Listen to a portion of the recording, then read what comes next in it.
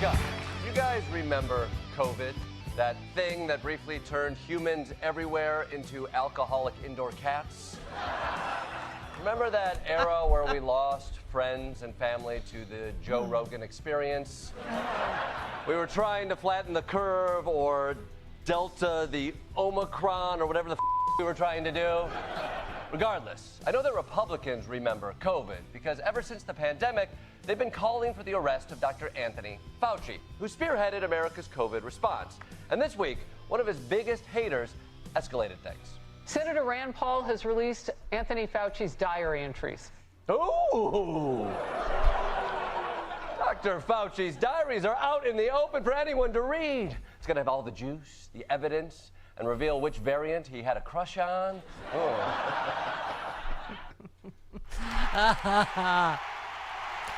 Hey, Jody Hamilton's here today. She's in for Lonnie. Yep. But she's You can't over see her. there. Yeah. So you can't see her. I want talk to her, touch her. Okay. Because you know what I was thinking? Jody, you know what I was thinking? What? I'm right here. You can talk to me. Well, no, you have experience of this too. I couldn't believe what a big deal they tried to make over Fauci being, what's the word? Sort of overwhelmed that all these celebrities knew who he was or wanted to talk to him because he's, a scientist. He's a lifelong nerd, right? So I'm like, you can attest to many of my stories, Chris. I ran into Jessica Lange hiking in the park, and I almost stroked out. Jody, what was it like when I met your mom, Carol Burnett? Was it all verbal or not really? No, not really. That's just like the stuff they thought was gotcha, right? I mean, this is stuff that's been out there for 6 years now. Of course he's excited that Barbara Streisand or whatever called him. I mean, because everybody was, God, it's giving me PTSD, right? But everybody was obviously panicked and terrified. And can I just say how we say all the time, this is not about politics anymore. It's about, just good and bad moral crises. This whole Katie and Stephen Miller, this odious, right, Jody? Yeah, Jody's going to chime in from the... I just thought it's a perfect encapsulation. Is they could not talk to Dr. Fauci enough. When she got COVID, when she was pregnant, when he got COVID, he was kind. He counseled, talked to her for hours, talked to her when she landed at the airport. She was nervous, blah, blah. And they have to, and they're literally now they have to go, oh, he belongs in jail. They know this is why we're the good guys. They're the bad guys. There's no clearer encapsulation and Chris, of that. that's a human story. And can I just say, I mentioned this during COVID. This is why I love Dr. Redlener so much. Do you remember during COVID? Like, we were all panicked. And he's such it doesn't surprise me. He's good friends with Dr. Fauci. Remember, he used to call me all the time. When I got COVID, he would call me to check on me. And when we were all panicked and had questions like we all did, that was what he did. And so the fact that Dr. Fauci specifically... We need to get Olivia Troy on, talk to her about this. She was there at the time. So they could not, say enough good. There's a whole montage of Trump saying amazing things about Fauci. And now he needs to get thrown in jail because blah, blah, blah, politics. Oh, my God, it's brought up a volcano of mad. Right, Jody? I'm re-mad all over. I'm COVID re-mad. Yeah. I'm reinfected. Okay, also this why it was a good time for a hate post, which was mostly our hate posts. I don't really... Chris, have we not gone over before that to whom it may concern? It concerns nobody in this room. It concerns none of us. We ran out of, to give a long time ago. Care. Ethan. Is this Blue Sky? Yes, Blue Sky. He says, weird how you play Abdul Al-Sayed's words on your show, but not Karen Bass's words. So we played a soundbite yesterday, but as many people know, I've had Karen Bass on the show live repeatedly many times over the years when she was a congresswoman and now mayor. But I don't even. It's one of those, like, I have to pick that apart. Like, I don't really even know what that.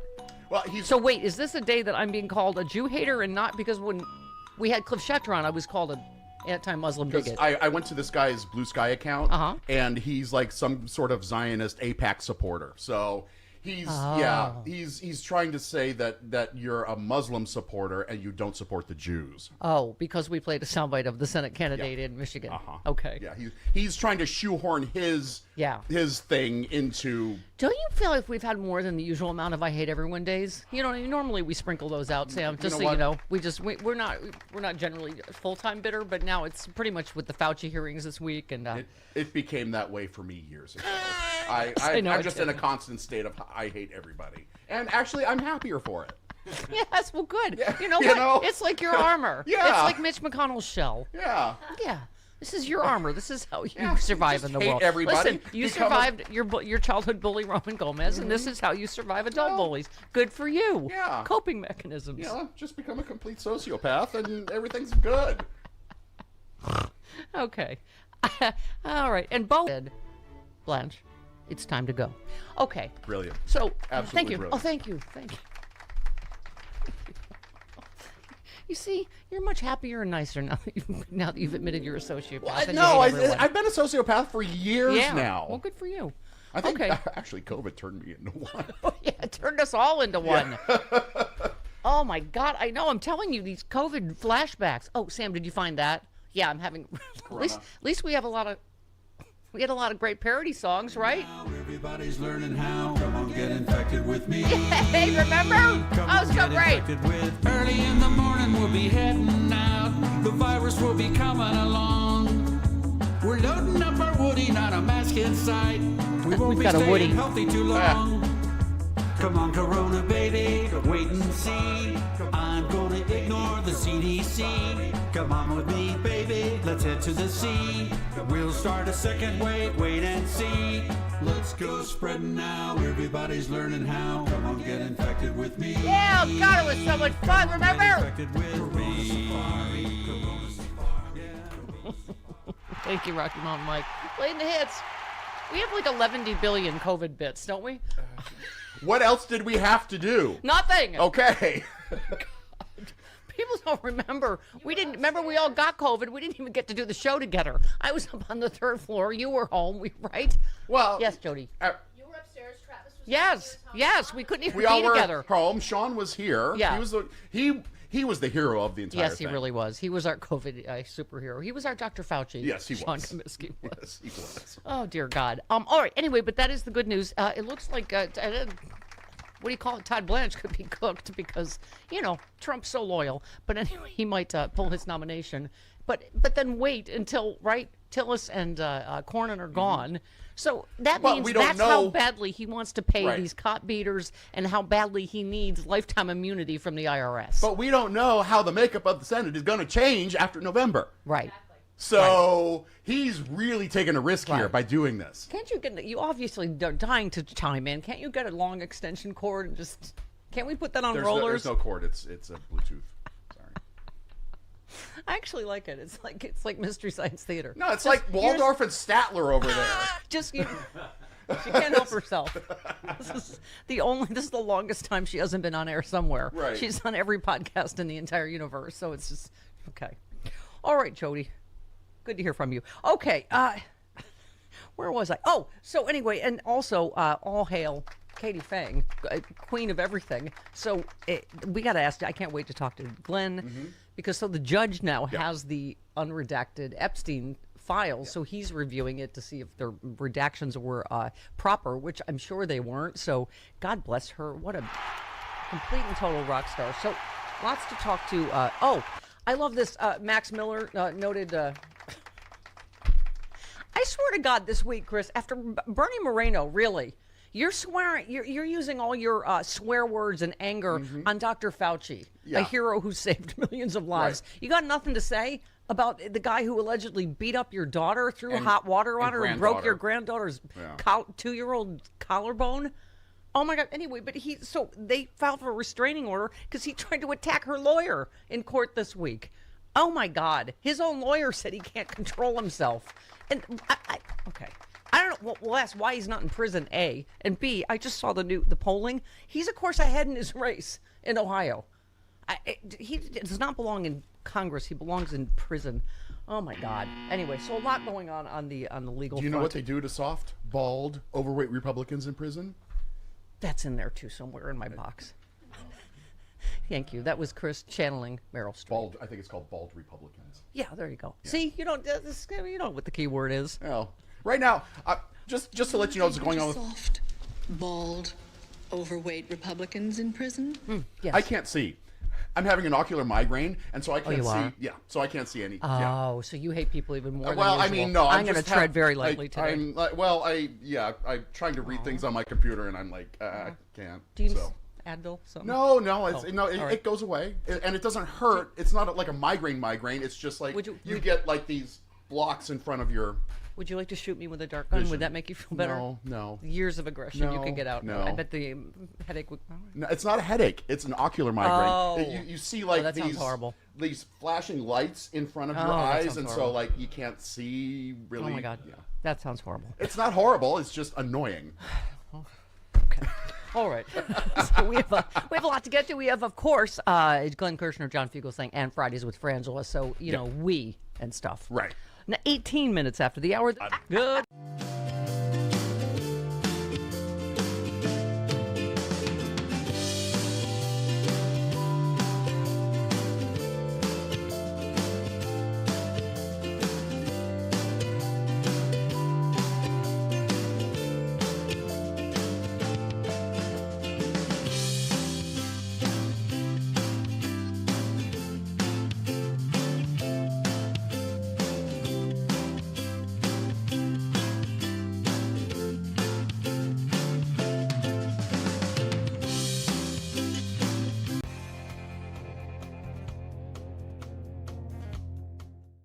Hi, and welcome back. Just 905 days left to go in our countdown to liberty. Though the economy seems to be slowing and job growth isn't what Donald Trump said it would be, today, of course, Kevin Acek came out to the White House and put a positive spin on it. It's all really good stuff. Meanwhile, the Iranian war is ongoing, but Donald Trump said late this afternoon that there will be peace in Gaza. He solved another war with tariffs. Well, that's his word anyway. The war in Iran still continues and doesn't seem like it's going to be done anytime soon because the Iranians say they can't trust us and we say we can't trust the Iranians. But if you're worried about that, maybe you should also be worried about the fact that Donald Trump says that low job growth is okay. That's right. Life is just an apple and you get to take a big bite out of it. As long as you're rich like Donald Trump, the rest of us get the rotten core. See you next time.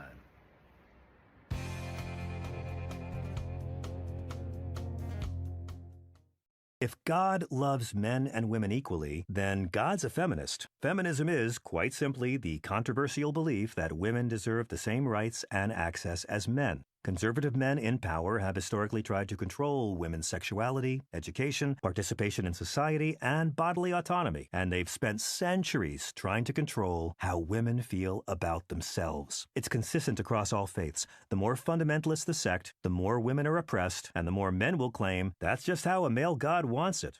Christianity has not, generally, been an exception. Well, you know what I tell every caller to the show who's stuck? Stop giving me your concerns. Give me a plan. And here's a place. Most of you need one and don't have one. Your Medicare, right? Not the insurance plan, a plan for keeping an eye on it. Because here's what happens. You signed up once, maybe years ago. You never looked at it again. But then things change. Your doctors, your prescriptions, the plan itself. These plans change every single year. The one that fit you back then may be all wrong for you now. You could be overpaying right now and you not even know it. Here's the solution, and it's easy. Call Chapter. They're independent Medicare advisors, the only ones that compare every plan nationwide for free. I love them. I use them. A real licensed person looks at your doctors, your prescriptions, what actually matters to you to find the best coverage available. They are honest. If you're already on the right plan, they'll tell you flat out. If not, they will fix it for you. Folks who switched with Chapter last year saved an average of, are you ready? $1,100. I can't recommend them highly enough. Free, under 20 minutes, no pressure. Call now, 681-329-3164 today. Stop worrying about it. Make your plan today with Chapter.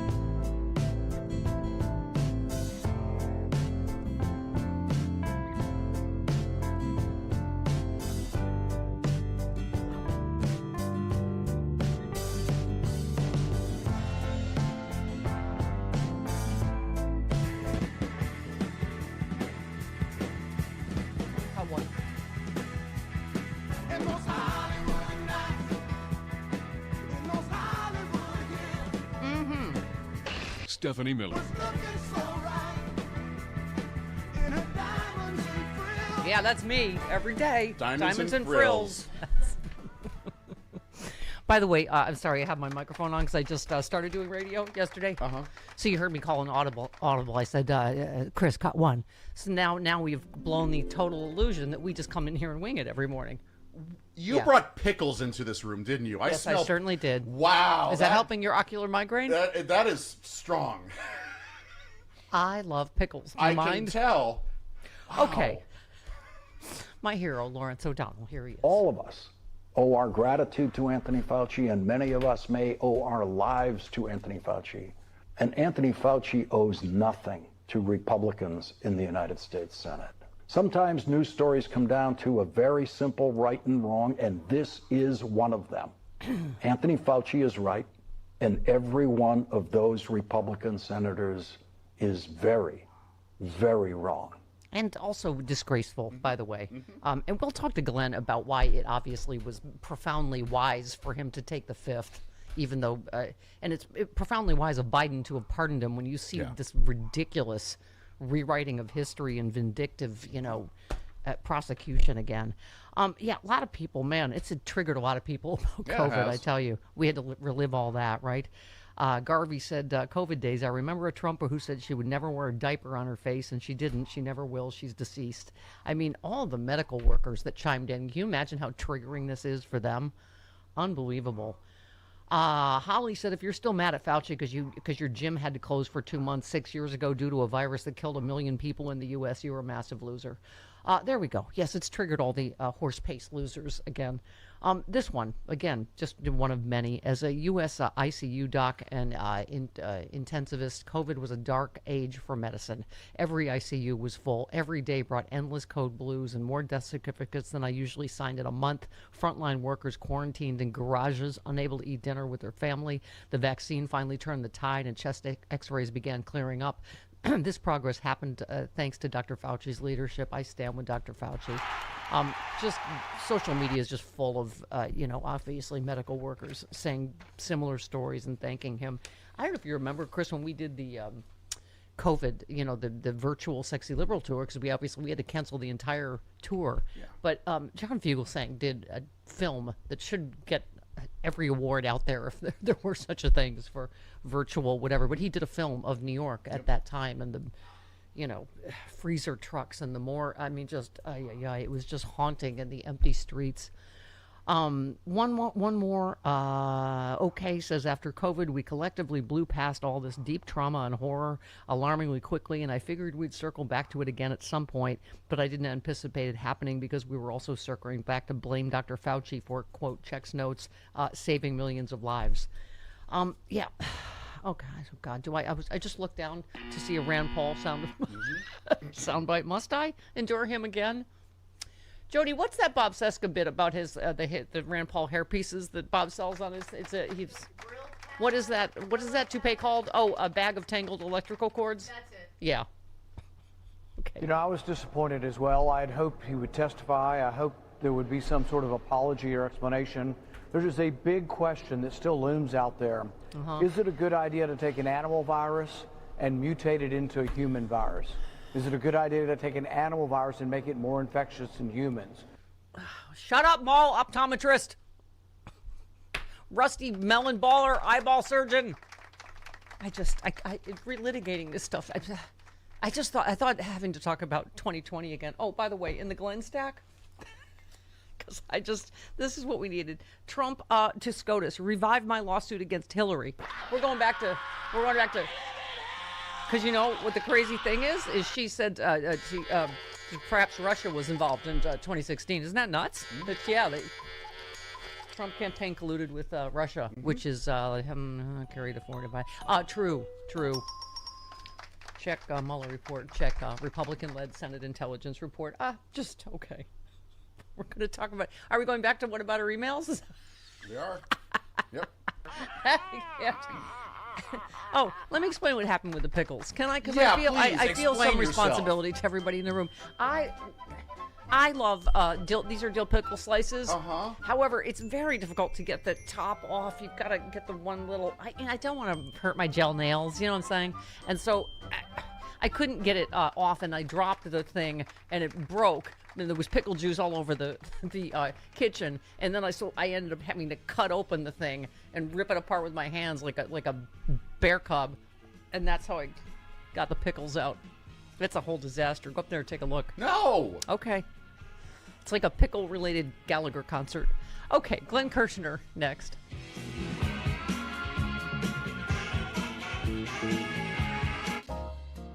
Sexy Liberal. This year, one show only in Southern California. Hollywood, the city of magic. Saturday, October 24th in L.A. One night, one chance. Let's get it right. The Sexy Liberal show returns to the Savant Theater. One night only, October 24th. Starring Stephanie Miller. Give it up for yourselves, L.A. Sexy Liberals. God bless you. John Fugelsang. Cable news, it should be called the stuff they air between Viagra and Cialis ads. Comedy duo Frangela. You're the kind of good white folks who adopt black babies. Yes. And not because they're cheaper. And outrageous Hal Sparks. Believe me, I have a lot of liberal friends who love this country enough to vote almost every other election. Special VIP meet and grope tickets for palling around with the stars after the show at the Saban in Beverly Hills. All right, Mr. DeMille, I'm ready for my close-up. Only one Sexy Liberal show in 2026. Saturday, October 24th at the Saban Theater in Beverly Hills. Tickets on sale now at sexyliberal.com. With the warmer weather here, you're spending more time outdoors, which means more sunshine and more reasons to take care of your skin. Most of you are doing way too much when it comes to skincare. Too many bottles, too many steps, not enough results. I prefer something that actually works. Here it is. That's why I use Vibrance Super C Serum every day. It's an all-in-one hydrating serum that targets wrinkles, age spots, and other signs of aging. It's made with high-quality vitamin C, hyaluronic acid, vitamin B5, and E to help your skin looking healthier, more hydrated, more vibrant. Super C Serum replaces that whole clutter of day cream, eye cream, night cream, and more in one simple step. Simplify your skincare routine like I do with Vibrance Super C Serum. If you don't love it, they'll give you a refund within the first year. Go to Vibrance.com/Stephanie, save up to 37% off, and get free shipping. That's spelled Vibrance, Vibrance.com/Stephanie. Gling!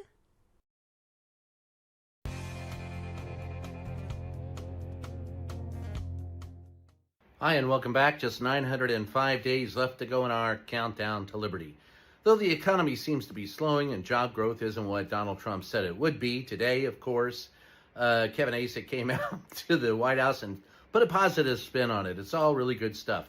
Meanwhile, the Iranian war is ongoing, but Donald Trump said late this afternoon that there will be peace in Gaza. He solved another war with tariffs. Well, that's his word anyway. The war in Iran still continues and doesn't seem like it's going to be done anytime soon because the Iranians say they can't trust us and we say we can't trust the Iranians. But if you're worried about that, maybe you should also be worried about the fact that Donald Trump says that low job growth is okay. That's right.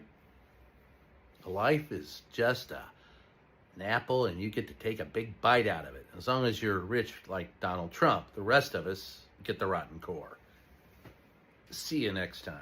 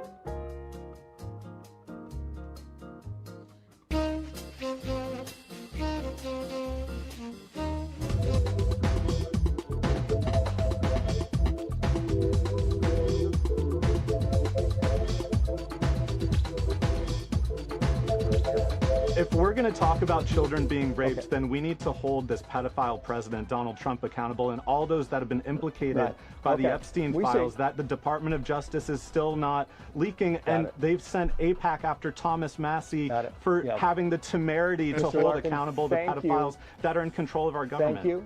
We appreciate your time very much. I bet they do. Wow, that was a Florida congressional candidate getting the bums rush on Fox, which they usually reserve for me. Yeah. Fox or CNN, whenever I make the unfortunate point that he's an adjudicated rapist.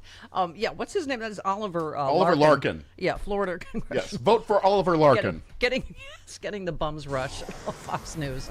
Okay, I can't wait to talk. I got to talk to this guy. Thank God. Former U.S. Attorney Glenn Kirshner is here. Get me Glenn Kirshner.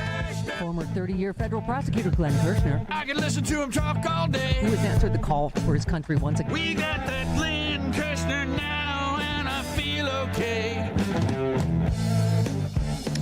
Oh, hi. Good morning, Glenn Kirshner. Good morning, Steph.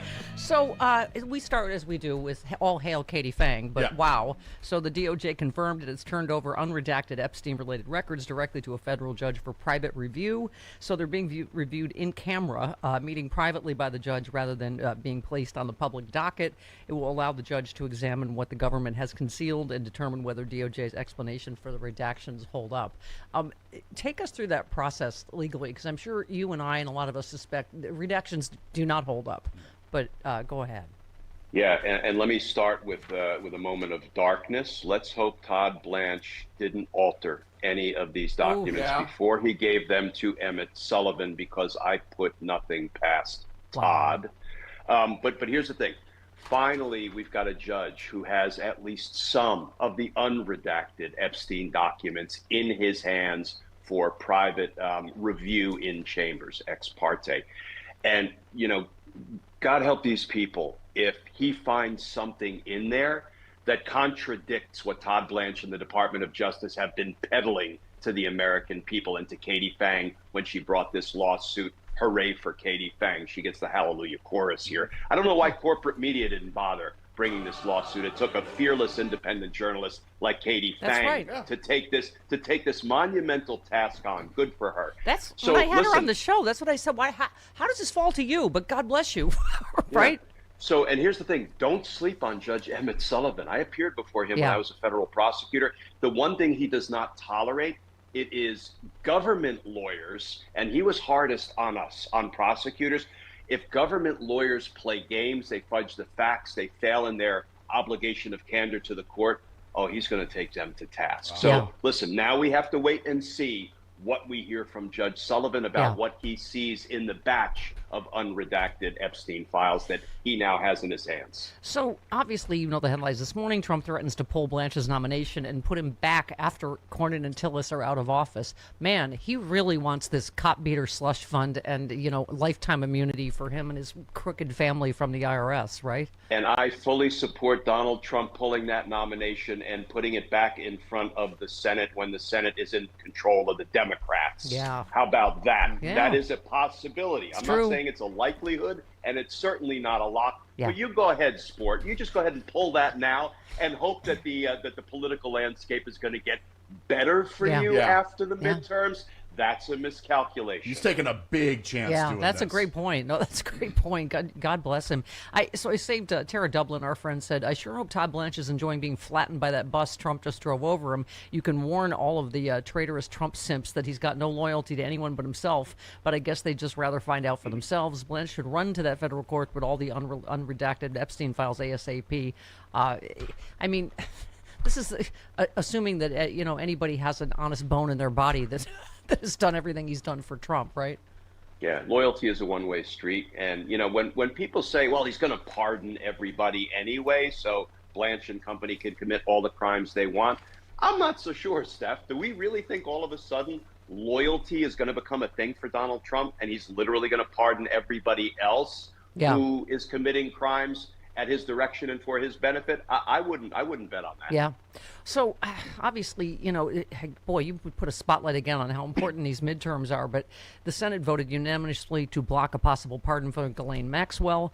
You know, of this whole confirmation of Blanche is swirling around. So this was Senator Jackie Rosen's. She said, while there's a number of reasons why the members of the committee should oppose Todd Blanche's nomination, his complete and total mishandling of the Jeffrey Epstein and Ghislaine Maxwell case is obviously right up there. She said there was a serious discussion at the White House to pardon or reduce the sentence of Maxwell in order to get her to say nice things about Donald Trump. Senator Rosen said, I mean, obviously.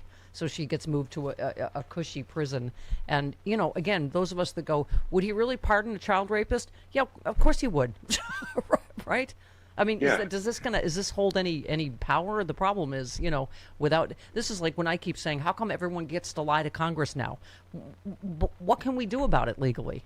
Okay, so this is a non-binding resolution, but that's not really the important part. The important part is the Senate just unanimously told Donald Trump, no, don't do something, anything. Yeah. And when they unanimously go against Donald Trump, or when a handful of them say, you know, we're not going to confirm your dirty nominee for Attorney General, that's an indication that Donald Trump's political power is weakening, and it is weakening. Look at his poll numbers, they're in the basement. So and this is not born of Senate Republicans, you know, sprouting a spine. I always think of them as those, you know, two men that are like bending over and flailing around in the parking lot of used car dealerships. That is, that visual, that is the Senate Republicans. But when they're saying no, all of a sudden, when they were unwilling to say no before, that's important, and it's a data point that Donald Trump is weakening.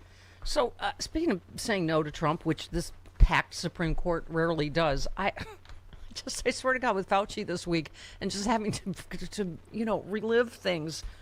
This headline, Trump to SCOTUS, revive my lawsuit against Hillary. Stop. Like, oh my God. He wants to add another one of his personal cases to the Supreme Court's docket, his bid to revive a lawsuit against Hillary Clinton and others stemming from his complaint that ahead of the 2016 election, she conspired to, quote, weave a false narrative that his campaign colluded with Russia. Well, that would be a strong case if he, in fact, did not collude with Russia, which he did. A conservative appeals court upheld a ruling that rejected his suit and imposed nearly $1 million in sanctions against him and Alina Habba. God bless you. Thank you. The appellate panel noted many of Trump and Habba. Bless you. Thank you. Legal arguments were indeed frivolous. Trump wants the justices to reverse that ruling. Yeah, he said so in a filing. So Justice Thomas, of course, gave him the extension because, of course, he did. So he has till September 9th. But can you talk about this latest ridiculous? Yeah, and in sort of lesser reported news along those same lines, I hear that Trump is going to ask the Supreme Court to reopen Trump University and join the faculty. Because why not, right? He only had to pay $25 million to get out of that massive fraud that was Trump University.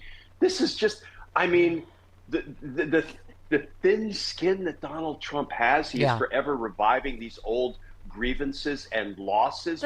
But Steph, let's celebrate it, because it's a sign of desperation and unraveling, both politically and cognitively. So let's celebrate this. Well, this week was relitigating COVID to try to blame Dr. Fauci. Can you talk for a minute about why Biden was very wise to pardon him, and he was very wise to take the fifth when you watch this ridiculousness? A couple of things. I hate that a law-abiding president like Joe Biden feels compelled to pardon the innocent, because that's not really the way the pardon is supposed to work. But he did it so they would have a legal shield against vindictive prosecutions. But Rand Paul, who, as Dr. Fauci said in his opening statement, said he will not be satisfied until Dr. Fauci is behind bars, is determined to gin up some bogus, you know, allegation of a crime by Fauci. So what they did was they set a perjury trap. And no matter what Fauci said, it could have been true, it could have been not true, it would have been true, obviously.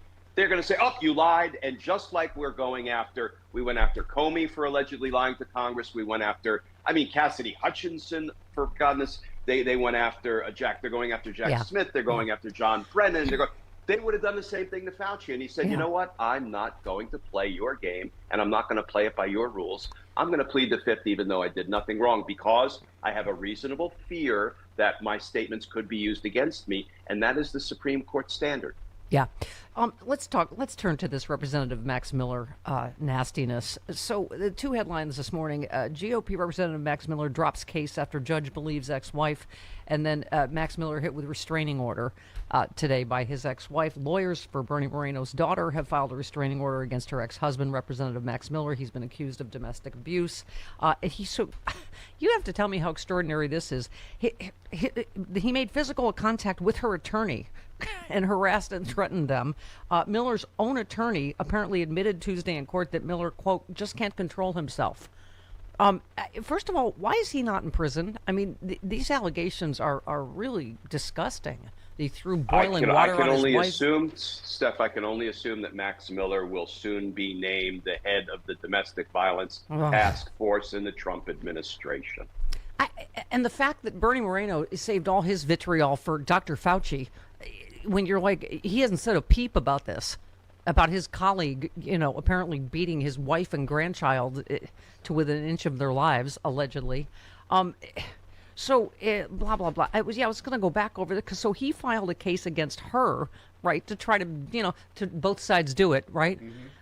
His domestic violence case against his ex-wife, daughter of Bernie Randall, was formally dismissed this week after a judge concluded the lawmaker had not actually been harmed or made to fear for his safety, blah, blah, blah. Miller said during a court hearing he had doorbell camera footage proving his story only for his team to inform his ex-wife lawyers. That wasn't the case. Miller insisted he made an honest mistake because his girlfriend was at the home throughout the day, and he was confused about the exact timing.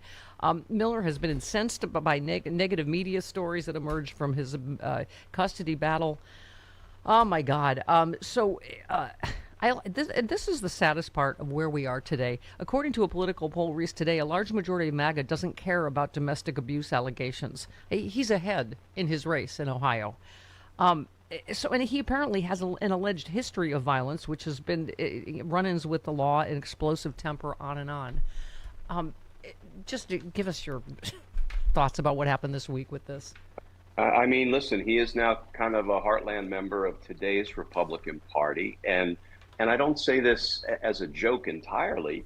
Why don't we believe he's going to become part of Trump's cabinet in the event he loses his race? I mean, this is, these are the kind of people that are attractive to the Trump folks. I mean, Stephen Miller is one of the biggest, Trump advisors, and look at where that's gotten us. I'm not saying he's a domestic abuser, but I am saying he doesn't care about the constitutional or legal rights of documented citizens, undocumented citizens, or the American citizens who ICE is killing. So, this defines today's Republican Party. So, Glenn, one of the big stories, Democrats in disarray this week, the DNC, and money.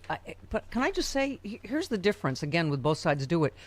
We don't break the law and are massively corrupt like Trump is. The boss wants this money. Trump has repeatedly been demanding that company and donors pay up. That's why they have a lot of money, because Trump is a mob boss who blatantly threatens, or basically not too subtly tells companies, you better donate all of this money to his PACs and to, whatever, because they have business before the government. It's the definition of corruption. Everything is a shakedown. Yeah. Everything is a shakedown. Everything he does. There is no more compelling example of that as when he told law firms, you displease me for some reason, so you can't even walk into federal court buildings unless you pay the piper and, pony up millions and millions of dollars to me in free legal services. That is a shakedown. That would make John Gotti blush. I can't believe they're using Sammy the Bull as a witness in the seashell case. Oh, my God. This related story, public on the hook for millions over suits against Trump. This is just endless. The U.S. government is on the hook for potentially millions of dollars in legal bills demanded by successful challengers, some of Trump administration's most controversial executive actions and policies. It is endless what this administration is going to cost us at the end of the day, isn't it?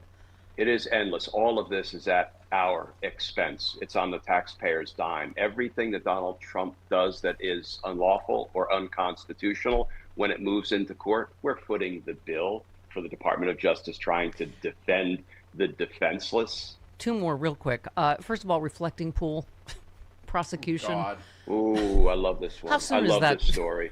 Go I ahead. love it because the only witness, according to the reporting that they presented to the grand jury, on how much damage this Olympic canoeist, 67-year-old David Hearn, may have done when he touched the peeling pool liner.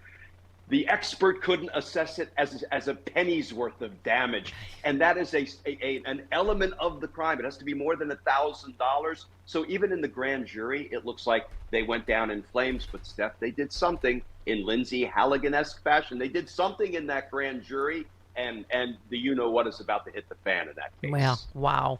One of your posts gave me, it uplifted my heart. You talked about Ty Cobb, who was special counsel to the White House during the Mueller probe. Ty unflinchingly argues that Congress has a responsibility to impeach, convict, and remove Trump from the presidency. I really hope you're right that the worm is turning. And that's in a video. Glenn interviewed Ty Cobb. Yeah. No, we link to everything Glenn does. But can I just say this is Chris and my favorite, which is I kind of love the things I get to ask you about. This is our kicker legal story. FBI Director Kash Patel's lawsuit against a man who called him a googly-eyed Kremlin bitch and blatantly incompetent chud was thrown out by a federal judge Tuesday. Patel first sued Stewartson back in June 2023 over tweets calling him a blatantly incompetent chud who had attempted to overthrow the government, was guilty of sedition, part of a premeditated plot to incite January 6th insurrection. Your thoughts on the aforementioned googly-eyed Kremlin bitch, sir? To have to quote God on this one. And by God, I mean the person who has that handle on Substack and elsewhere on social media. And I think God actually has a podcast. Yeah. And so what he said is based on this case being thrown out, and I hate to call people names, but I'm going to stoop here. Kash Patel is now an adjudicated googly-eyed chud. Kremlin and bitch. I thought that was well put by. We love you, Glenn Kirshner. We gotta go. Love you. SexyLiberal.com. Get it. Yes, Mark Hamill, he's Glenn gonna be Kirshner here. on panel October 24th in LA, and other superstars to be named in a moment. 51 minutes after. Part of why Trump got thrown out, I mean, a big part of why he got thrown out in 2020 is his disastrous response to COVID and that 1 million of us died. This is what they really want to remind everybody of. I mean, someone posted Trumpers can't win on the economy, no new wars or affordability, so they bring up the 2020 election and Fauci. Hilarious. Well, you remember everything about this administration, nothing had to do with, helping working people and solving the affordability crisis for this administration. It is all about relitigating things that Trump feels like he got a raw deal on. And when he thinks he got a raw deal, it just means that he came out looking poorly, which is a lot. Yeah. I mean, it's the politics of it. A lot of people. So what the MAGA GOP is doing to Dr. Fauci today is an absolute abomination. It's hand down the most insanely cruel and stupid exercise of Trump fealty ever witnessed. Every one of these MAGA senators should be sued for libel, stripped of their stolen wealth, and abandoned. I mean, I hope it backfires on them politically. What do you think? Well, I mean, it's been interesting to see them complain about Fauci taking the fifth and saying only a guilty person would do that, given how many times Donald Trump has done the same thing. But as is often the case with the Republican conference, they're incapable of seeing, the same type of behavior in their own midst, especially when it's Donald Trump. But I think anytime, they are talking about something other than helping people and helping the economy, they're digging their hole deeper and deeper and deeper. And they've not talked about those issues since they ran for election in 2024. And it's going to come back to bite them in the rear end. I think Democrats are going to have a wildly successful election because of it. I do too. And Carl, it really does. It is what it feels like to live in a dictatorship, I imagine. It literally, all of this is for an audience of one. All of these, these things that have nothing to do with everybody's everyday life. And in the meantime, as a lot of people keep pointing out, we have multiple massive foodborne illness outbreaks going on right now. Instead of doing anything about it, Republican Congress is harassing Fauci all day for some bull theatrics, while the rapist president spends all his time spray painting statues gold and attacking the Smithsonian. The only objective of this administration is desecration, and that's showing up in all the polling, isn't it? It is. I mean, when you've got a bunch of people who think screwworm is just a nickname Trump has given to another member of Congress, you're not likely to get any kind of action out of them. But this is not just, I'll correct you, it's not just an audience of one. Their only hope in this election is to try and figure out a way to activate Trump voters to turn out and vote, who do not typically vote in mid-year elections. They only vote when Trump's on the ballot. So what are they going to do? They're going to raise the grievances that Trump has in a hope that it will light a fire under these people's butts to get out and vote. But it hasn't done that in the past. Things look worse for them now than they did in 2018. I think Democrats are ahead on enthusiasm. The Yes, gap is like by almost 20 points. Yeah. Yeah, and for anybody that, came around to Trump in the last election, they've virtually all abandoned him because he's not done anything that he said he would do. In fact, he's done the opposite, made life more difficult for them. Yeah. Well, in one last one, Covey said measles cases are the highest they've ever been in decades. Lettuce is giving people explosive diarrhea, so Republicans are questioning Fauci about COVID. I guess politically we should go, okay, well, I guess that's good, but it was disgusting to watch. For those of us that lost loved ones to AIDS, we remember Dr. Fauci, out on the forefront, helping people with AIDS a million years ago. This man is a lifelong public servant, and it's just disgraceful what they did to him yesterday. Well, Trump can never tolerate having a smarter person in the room. Yeah, that's true. Very true. Yeah. Who's not willing to bend the knee. Yeah. I mean, it's just debacle after debacle. So this is the latest reporting. Trump exasperated at his top officials at odds over Iran war strategy. I mean, this is like the COVID response. I mean, everything he does, Carl, is a complete debacle of incompetence. I mean, this is the reporting. Trump has grown increasingly exasperated as the war in Iran stretches into its 6 months. He recently erupted at top national security officials amid deep divisions inside his administration over how to proceed. Yeah, they don't know what they're doing, is basically this story. As one U.S. official put it, after all this time, there's no unity. Trump exploded during a meeting with top national security officials last week over a lack of progress in Iran, yelling expletives. The president's exasperated. I don't think he believed it was going to be this difficult to get the Iranians to agree to a deal. Right, because he's a moron and also the worst deal maker ever.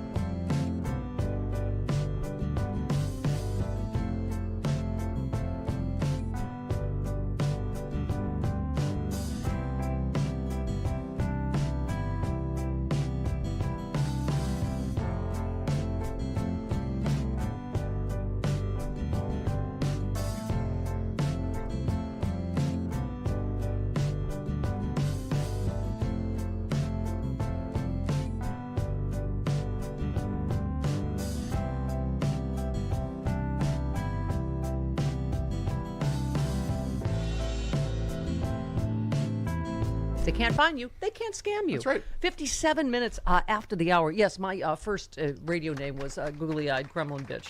I'd forgotten that until we spoke to Glenn. And mine was, what was the Chud one? Something Chud. I don't remember. I'm more of a Chud than you are. Yes, exactly. Thank you. Okay, Tilson reminds us, Trump got the COVID vaccine in like 12 booster shots. Never forget that, you stupid MAGA Neanderthals. Dear God. This was a particularly irritating week, and and I'm having a bad life. Yes. Mm-hmm. So this did not help. But you know what will? My personal comedy, Jesus, John Fugelsang, and then Fridays with Frangela.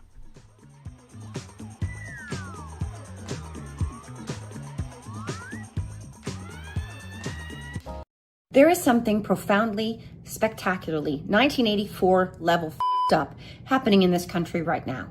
The same slobbering, science-denying, conspiracy-snorting, reality-resistant Republican cult that showed up at state capitals screeching that a piece of cloth over their face was Auschwitz. The same fact-fleeing, fox-poisoned, freedom-cosplaying dip who treated basic public health like Stalin personally broke into their garage and stole their riding mower. The same people who stood behind Donald Trump while he lied, delayed, minimized, contradicted his own experts, declared the virus totally under control, and then shrugged, it is what it is, while thousands of Americans were dying every goddamn day, now want you to believe the real villain was Dr. Anthony Fauci. George Orwell practically wrote the instruction manual for this. The party told you to reject the evidence of your eyes and ears. It was their final, most essential command.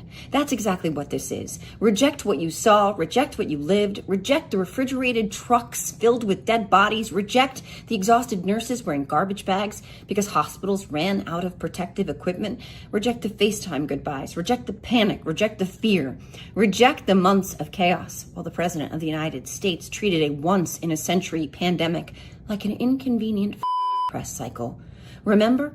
Doctors were begging people to stay home. Scientists were pleading for time. Hospitals were overflowing. Donald Trump was golfing. When asked about Americans dying by the thousands every single day, he didn't promise urgency. He didn't promise leadership. He looked into a camera and said, "It is what it is." And through that entire catastrophe, one of the very few adults in the room trying to explain what the evidence actually showed was Dr. Anthony Fauci. Was he perfect? No, no scientist is. Because science isn't scripture. Science changes when new evidence arrives. That's not weakness. That's literally how knowledge works. Which is exactly why every tinfoil tantrum merchant, every evidence allergic election denier, every professional bullshit peddler and pseudoscientific carnival barker wants you to distrust it.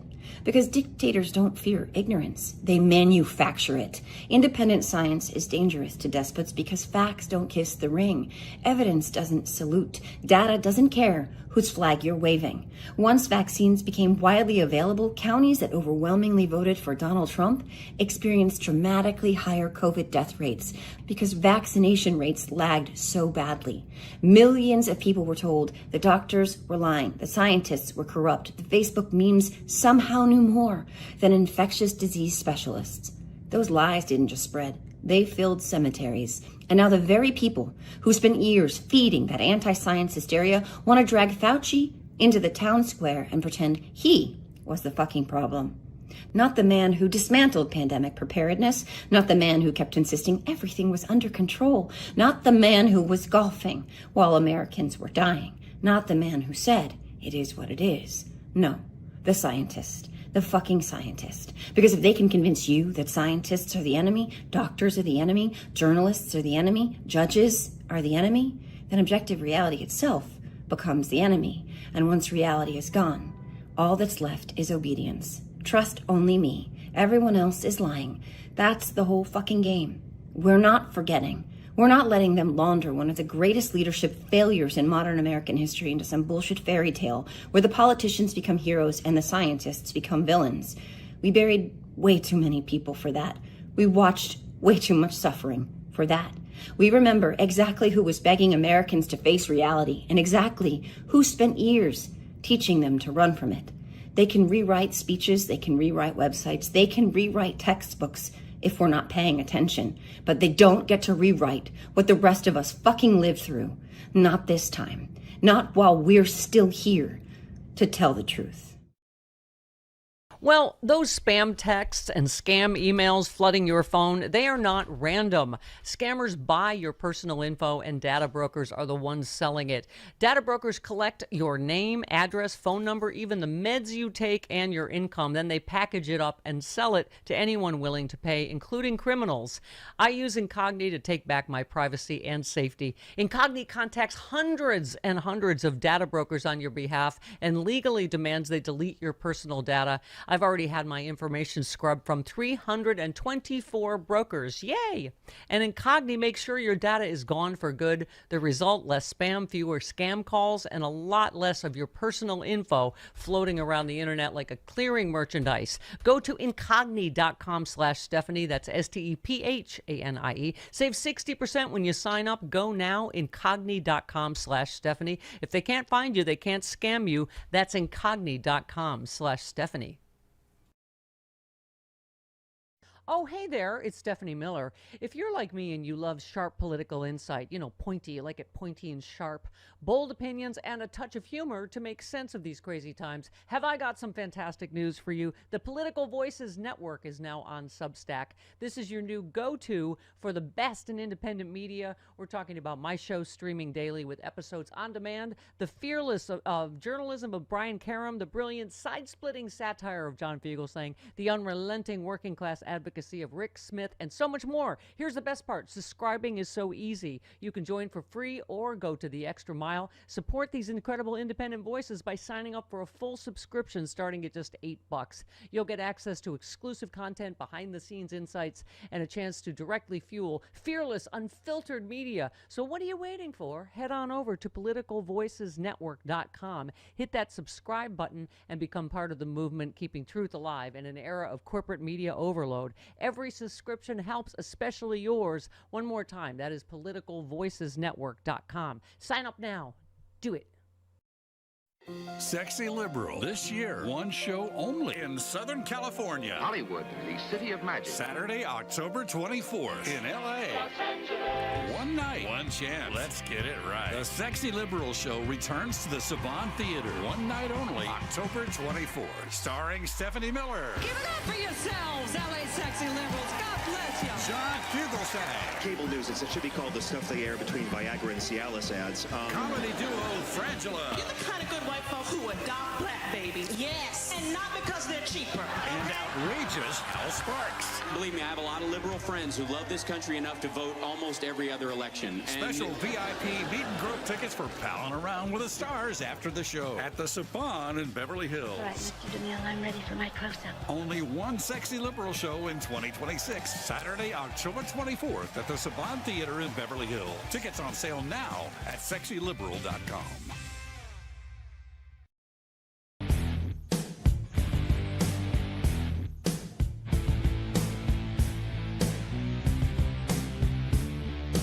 It's the Stephanie Miller Show.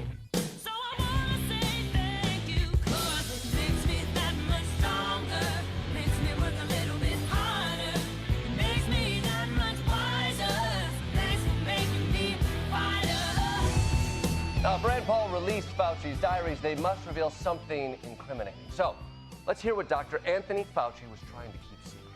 Fauci writing, "It is not hyperbole to say that today I am the most famous and talked about person in the country and one of the most recognizable."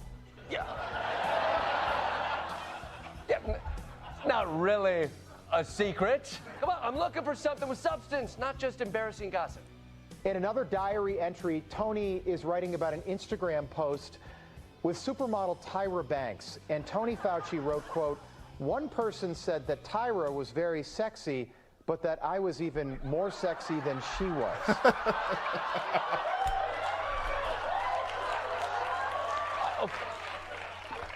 Come on.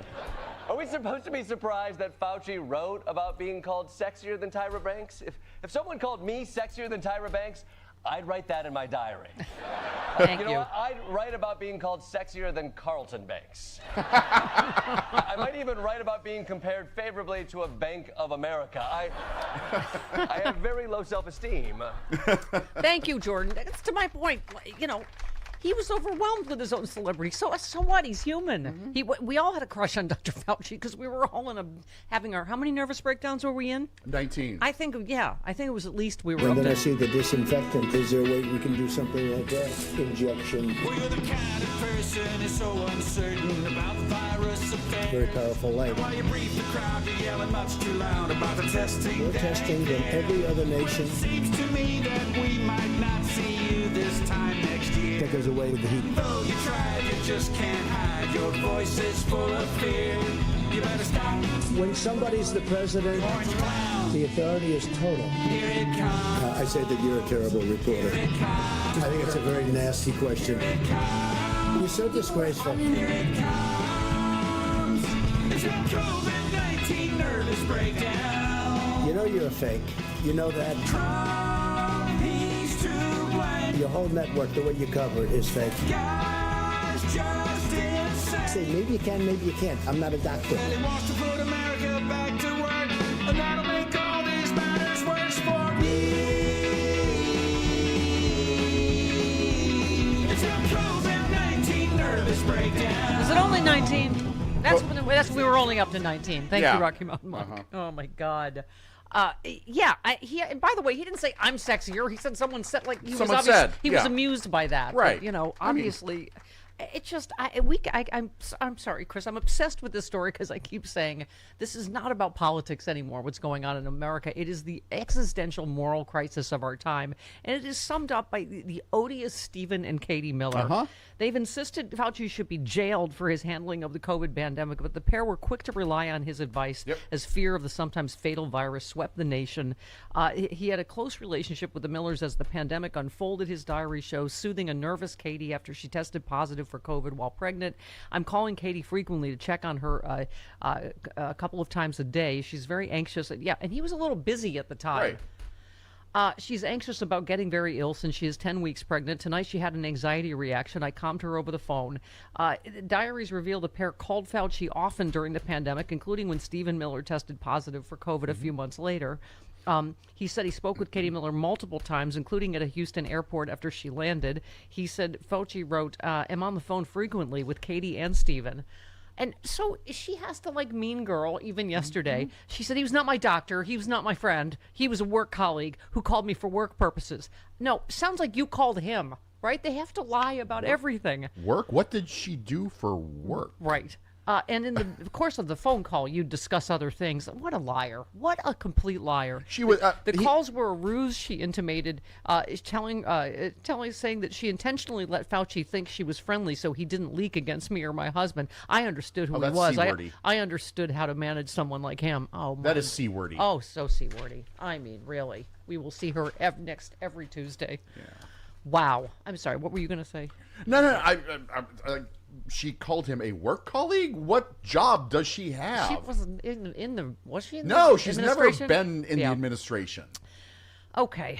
Robin says, my favorite genre of threads right now is the medical professionals who risk their lives for us all and are currently standing up for Fauci's science and the truth. Yeah, God bless them. Remember when we banged pots and pans and thanked all the frontline workers? And we banged pots and pans because we had nothing better to do. Yeah, we were bored. I mean, time to make noise. Yeah. That's the highlight of my day. Bang, bang, bang. Clang, clang, clang. Goes my frying pan. Yeah.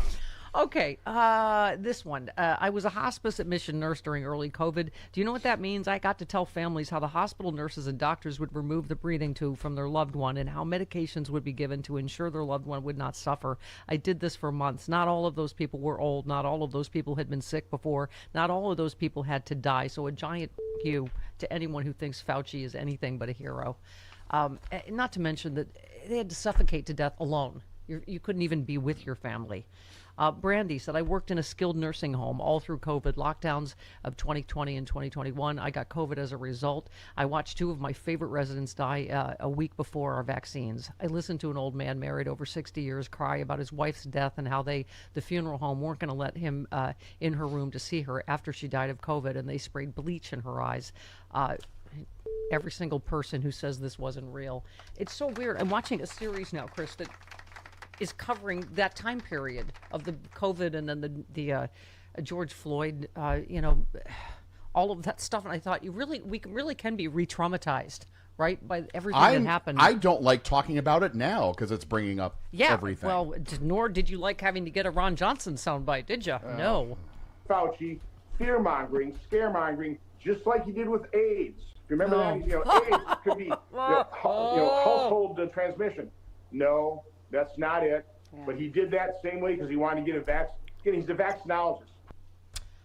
Yeah, we remember the AIDS crisis. He never said that AIDS would be a household transmission. What the F is Ron Johnson talking about? You ask anybody, he did more on the AIDS front than any other single human. Yeah, that gets personal for me. Yeah. Ron Johnson needs to stay in his effing lane. Yeah.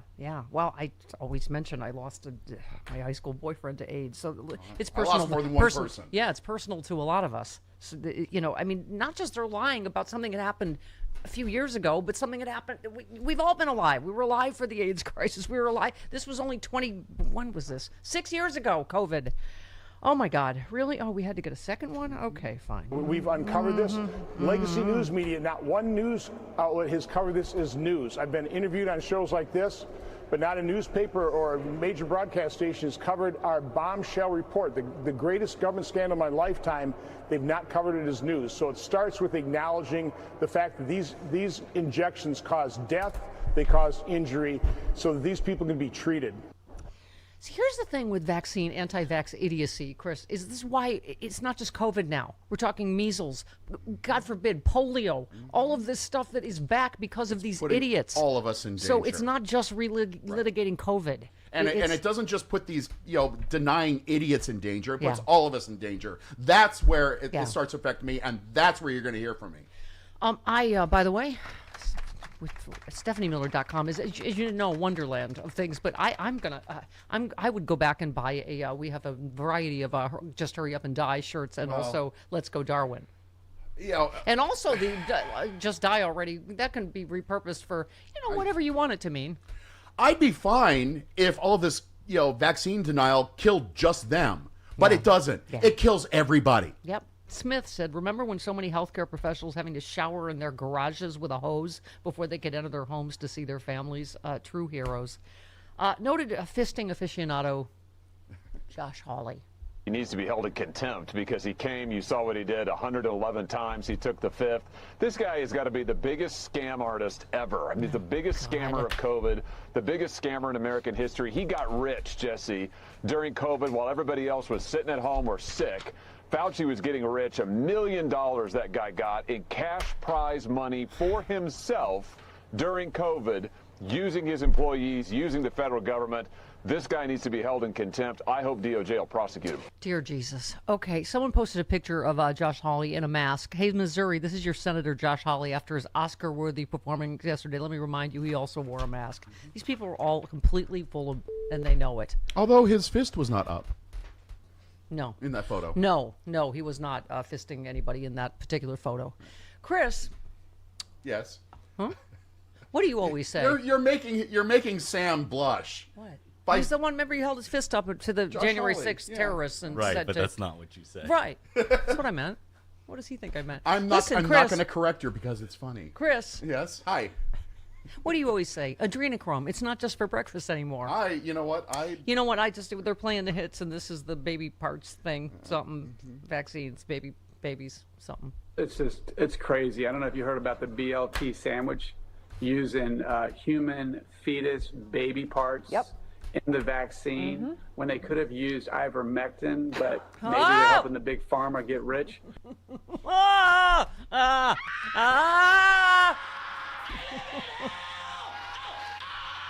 Oh, please go suck a bag of horse paste. But this is the sort of stuff that goes around, that has been going around for 6 years on the right. This is why it's so prevalent, and this is why so many people believe it, because nobody corrects these people. It is like we're dealing with so much idiocy currently. We have to go back and revisit all the old idiocy again. Well, the old idiocy never went away. It was just bubbling around on right-wing media. Oh, and God. now it's becoming mainstream again because of Fauci. I need my boo-boo-foo-foo. Hi, Karen in Chicago. Hiya. Hello. Hi, I am in the fetal position, currently rocking in a corner. Let me just say, this is bringing a lot of stuff up. So I don't know how they think that this actually helps them when people cannot afford to fill their tanks up with gas so that they can get to their jobs. How they can make ends They're like, meet remember when you couldn't go anywhere? Because it's like, oh yeah, I guess that was better. Now I can't afford to go anywhere. Exactly. But Steph, let me just say, okay, in the Stephanie Miller family, we lost our friend Cordell Garrett. Yeah. He died alone. My last Mother's Day with my mom was spent talking through a sliding glass door, and then she passed away during 2020 because she could not get to her pulmonary therapy sessions because everything closed down to keep healthcare workers safe, to keep the people, because we didn't know anything, right? Yeah. And so she had chronic COPD. She could not continue her treatment, and I am sure that contributed to the timing of her death. Yeah, Karen, I remember. I remember we looking through a dirty nursing home window at my 99-year-old mother, and I couldn't go in and hug her. I mean, it's just it was heartbreaking. Yeah, and I mean, and also we have Jen Bacon, who is a Minnesota ER nurse, and she used to go into the trenches every single day during COVID, as did every single healthcare worker. They put themselves at risk. There were people that died that were just doing their jobs, showing up, and I'll tell you, you brought up John Fugelsang's film. Listen, he needs to put that out. He needs to market that because that is absolutely brilliant. It was just like haunting. You said, that should win some awards. Yeah, it was. It was haunting. All these healthcare workers. I was baking my N95 in the oven at 185 degrees and showering in the garage to keep my family safe. These people are so ignorant. Oh, yeah, I think it's triggering a lot of us. We're going to need our ecclesiastical mook, John Fugelsang. Yeah, he's coming up in 10 minutes. A few minutes. 19 minutes after the hour, this Trump sent 4 heroes to their deaths, and now he erased their sacrifices from the official record because he is a sociopath who's waging an illegal war he knows that none of us support. That one, I've even heard veterans talk about how disrespectful that was. It's like, oh, I'm sorry, your loved one's death doesn't really count. It was just an international operation of someone, not really a war, just because it was after his fake ceasefire, right? Can you imagine a few days prior, he had the dignified transfer, which this one he attended, but of course used it for a TikTok. And a few days later, you say to those families, one of which went to one of his rallies immediately afterward, and you say your child's sacrifice wasn't in a war at all. But I just want to add to that again, like this is what drives me crazy about the lie and the way they conflate and the truth on his support of the troops. I don't know if you've heard this, but the other day he was asked about China giving help to Iran to target our bases, and he said, things happen. I would be disappointed if it were true. Disappointed because he doesn't care about our vulnerable troops over there. He only cares about his best friends who are the worst actors in the world, in Xi and Putin. So this is not a person who stands with our troops. They're expendable. He's such an easily duped idiot. He's like, oh, Vladimir says they're not. We know that Russia's helping around. We know that they're helping target Americans. He's just an idiot. Oh, President Xi tells me no. Oh, God. Yeah, you just said an obliterated military keeps killing our troops. 3 more Americans are dead. The commander-in-chief, quote-unquote, spent the weekend golfing and posing with someone else's trophy. I mean, I have to think, Jodo, that this is starting to sink in if you look at polling, right? Even with his base. It's starting to get pretty dire. Yeah, I mean, he's lower than he was after January 6th in some polls. I mean, he's kryptonite. He's damaged goods to say the very least, but I don't think he's planning on that hurting his party in the midterms because he's not planning on having free and fair elections. So he's not planning on having a referendum. He doesn't care about his polling. Well, I saved this because this is your home state of Jersey. Here's the good news stack. DOJ loses in New Jersey, now 0-18 on voter roll demands. So, so far, Joe, at least at the courts, he keeps losing on all the voter suppression stuff he's trying, right? I mean, you're right that he's going to try 11 billion other things, right? Yeah. At least for now, the courts are holding on this issue. Of course, he's gone back to the Supreme Court that he thinks is his, personal trough of grievance and retribution. He's gone back to them to stop mail-in voting, and let's see what they do on their shadow docket. But you're right, at least for now, the courts are holding. But God knows what other measures he'll take because we can't suffer from a lack of imagination. Can you just believe this whiny little diaper baby is just, can you make E.G. Carroll give the money back? What? You already lost. She took my candy. Yeah, but don't you know it's not rape if you only use your finger? Oh, God. How many times can we discuss this? Jojo, let's discuss amongst us gals. It's not exactly a compliment that she doesn't know if it was his little tiny Cheeto finger or his little tiny Cheeto deformed mushroom penis. It's still, if you get penetrated with anything against your will, it's rape, right? Sorry, Exactly. I'm screaming. But hey, for MAGA, those are hairs they're willing to split somehow. Also, I loved your post. You said, as an American, as someone who majored in communications, as someone who grew up believing journalism was one of the last sacred callings in a democracy, the White House Correspondents' Dinner makes me sick. Yes, thank you. Particularly in the era of Trump, he won't come if there's a comedian, because God forbid anyone makes fun of him. He just wants an opportunity to insult journalists to their face. Like, what's the point of it? It's not about the First Amendment. Not at all. That whole thing was embarrassing, and it kind of exemplifies why the American people don't trust our press.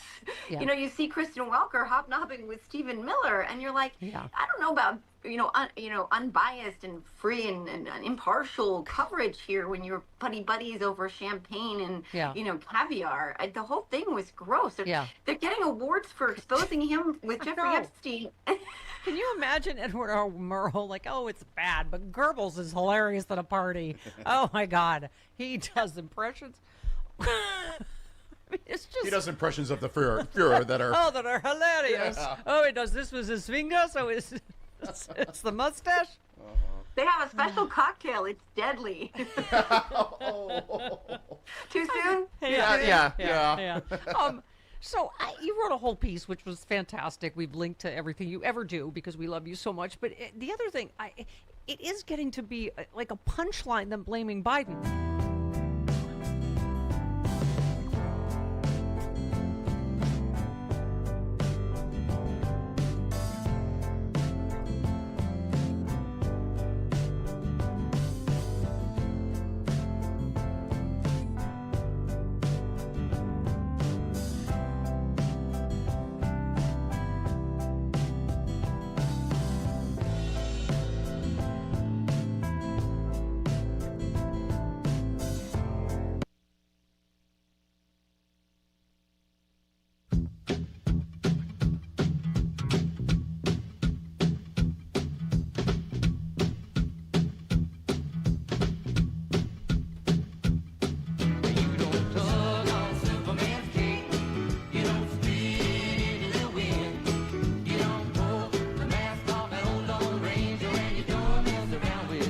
Stephanie Miller.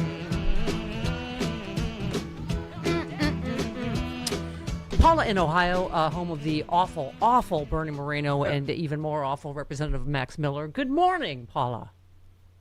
You forgot the home of absolutely imbecilic J.D. Vance. That's true. Oh, I'm sorry. Yeah. I buried the headliner. Go ahead. Okay, well, anyway, I called you because yesterday when I saw that Bernie Moreno fiasco, rather than have a stroke, I emailed him and I said, what did he start with?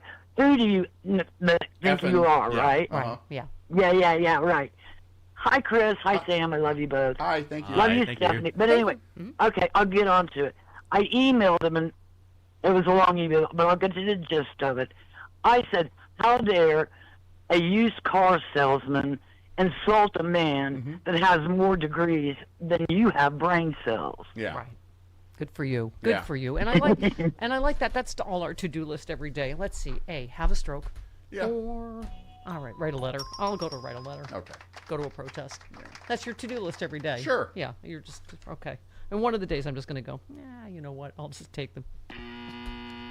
By the way, if I mention the entire party is awful. Yep. So here is Representative Jim Jordan, who famously, gosh, that's some other malfeasance from Ohio. Remember that? Oh, the whole wrestler thing? Yeah. Oh, no, I see. So that guy, he has quite a strong moral compass. Sure. This is him on accused wife beater and child beater Max Miller. Yeah, with Casey Hunt. Yes. Do you think that Max Miller, who denies this abuse, should he resign from Congress in light of the accusations? Look, this is a family matter. I know Max is a good man. I was up campaigning for him. I hope he wins re-election. He's done a good job as a member of Congress, and we should all pray for his family. These are difficult times that they're going through. We understand that. These kind of situations always are. But Max is a good member and a colleague, and hopefully he's going to win re-election. Is he? Is he a good man though, Jim? Is he? Because again, your moral compass is a little wonky. Someone who breaks his granddaughter's collarbone is a good man. I am going to pray for his wife and child so that they, are not abused by him again, allegedly. Right. Okay. Yeah, sure. I'll pray for. Yeah. Oh, you mean all of them? So pray for also the domestic abuser. Wow, that's who this party has become. He's a good man? Really? Yeah, it's a family matter? Right. That's what we're calling beating up your wife, throwing boiling water on her, and breaking your 2-year-old's collarbone? That's what we're calling a family matter. They're just allegations, Stephanie. I know that you're using the patrocending tone for comedic purposes. Uh-huh. And weirdly, it's just as irritating. Okay. Okay. Let's go to George in Florida. Hey, George. Yes, Fauci is a good man. Yep. And he proved he's a good man by them releasing the diaries. What the diaries show is that even though he personally did not necessarily agree with all policies, he followed the law. Yeah. Yeah. And the problem they have with the hearing is that they won't go ahead and look at what were the laws that he was required to follow. And so they're distracting from the laws that he was required to follow. Yes. His job was to give the best medical advice that he could at the time, which is exactly what he did. John Fugelsang next.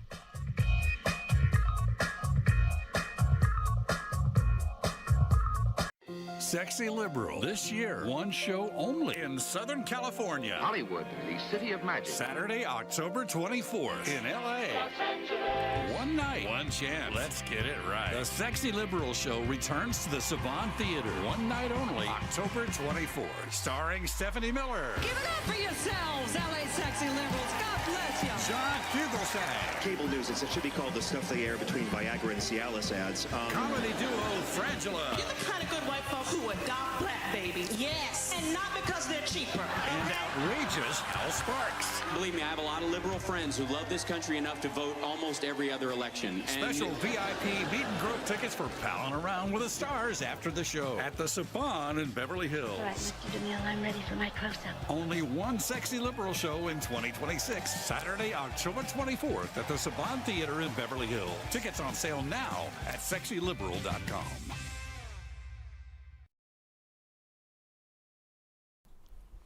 Oh, hello. Did you know brushing your hair stimulates your scalp, promoting growth, distributes natural oils from root to tip, and can even reduce breakage? The only thing is, with regular use, bristles become worn, buildup gets harder to clean, and you end up throwing your entire brush away, right? However, Bristle Beauty designed the last hairbrush you will ever need. Meet the Forever Brush, a universal brush with replaceable bristles. One brush forever. Simple, beautiful, and built to last. When your bristle pad starts to wear, simply snap in a fresh set, no waste, no fuss. The flexible bristles are gentle and suitable for most hair types, or even hair extension friendly. That's me. Join the replacement bristle pad subscription and get fresh pads delivered to your door on your schedule. Right now, when you buy a Forever Brush starter set and a replacement bristle pad subscription using promo code Stephanie, you receive your first 2 replacement bristle pads absolutely free. Visit BRISSLE beauty.com. That's BRISSLE, and use that promo code Stephanie at checkout.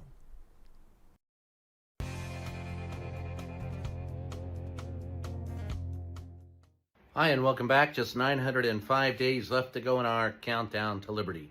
Though the economy seems to be slowing and job growth isn't what Donald Trump said it would be, today, of course, Kevin Acek came out to the White House and put a positive spin on it. It's all really good stuff.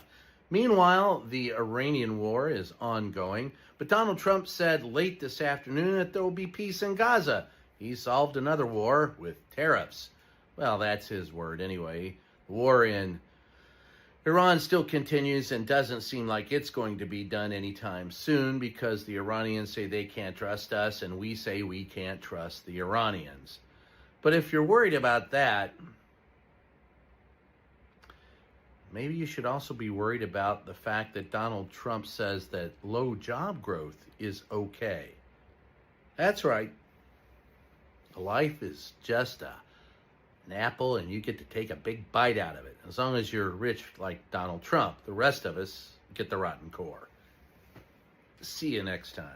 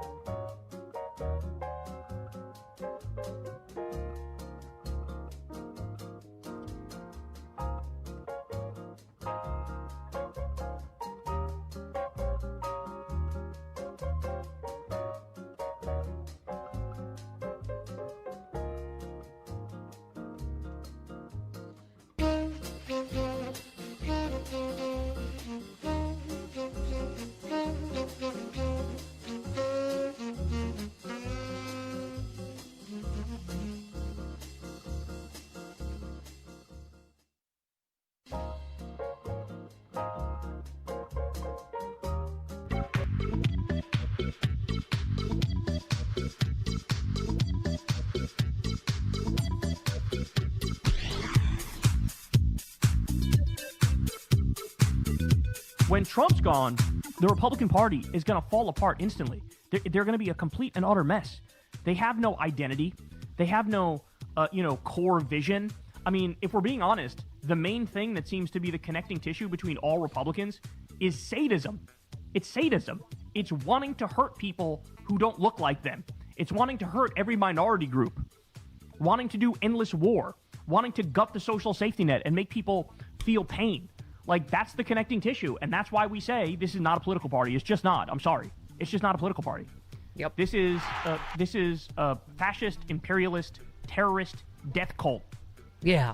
Get it, Kyle. I just want him to speak his mind, that's all. Yeah, I wish he'd open up a little bit.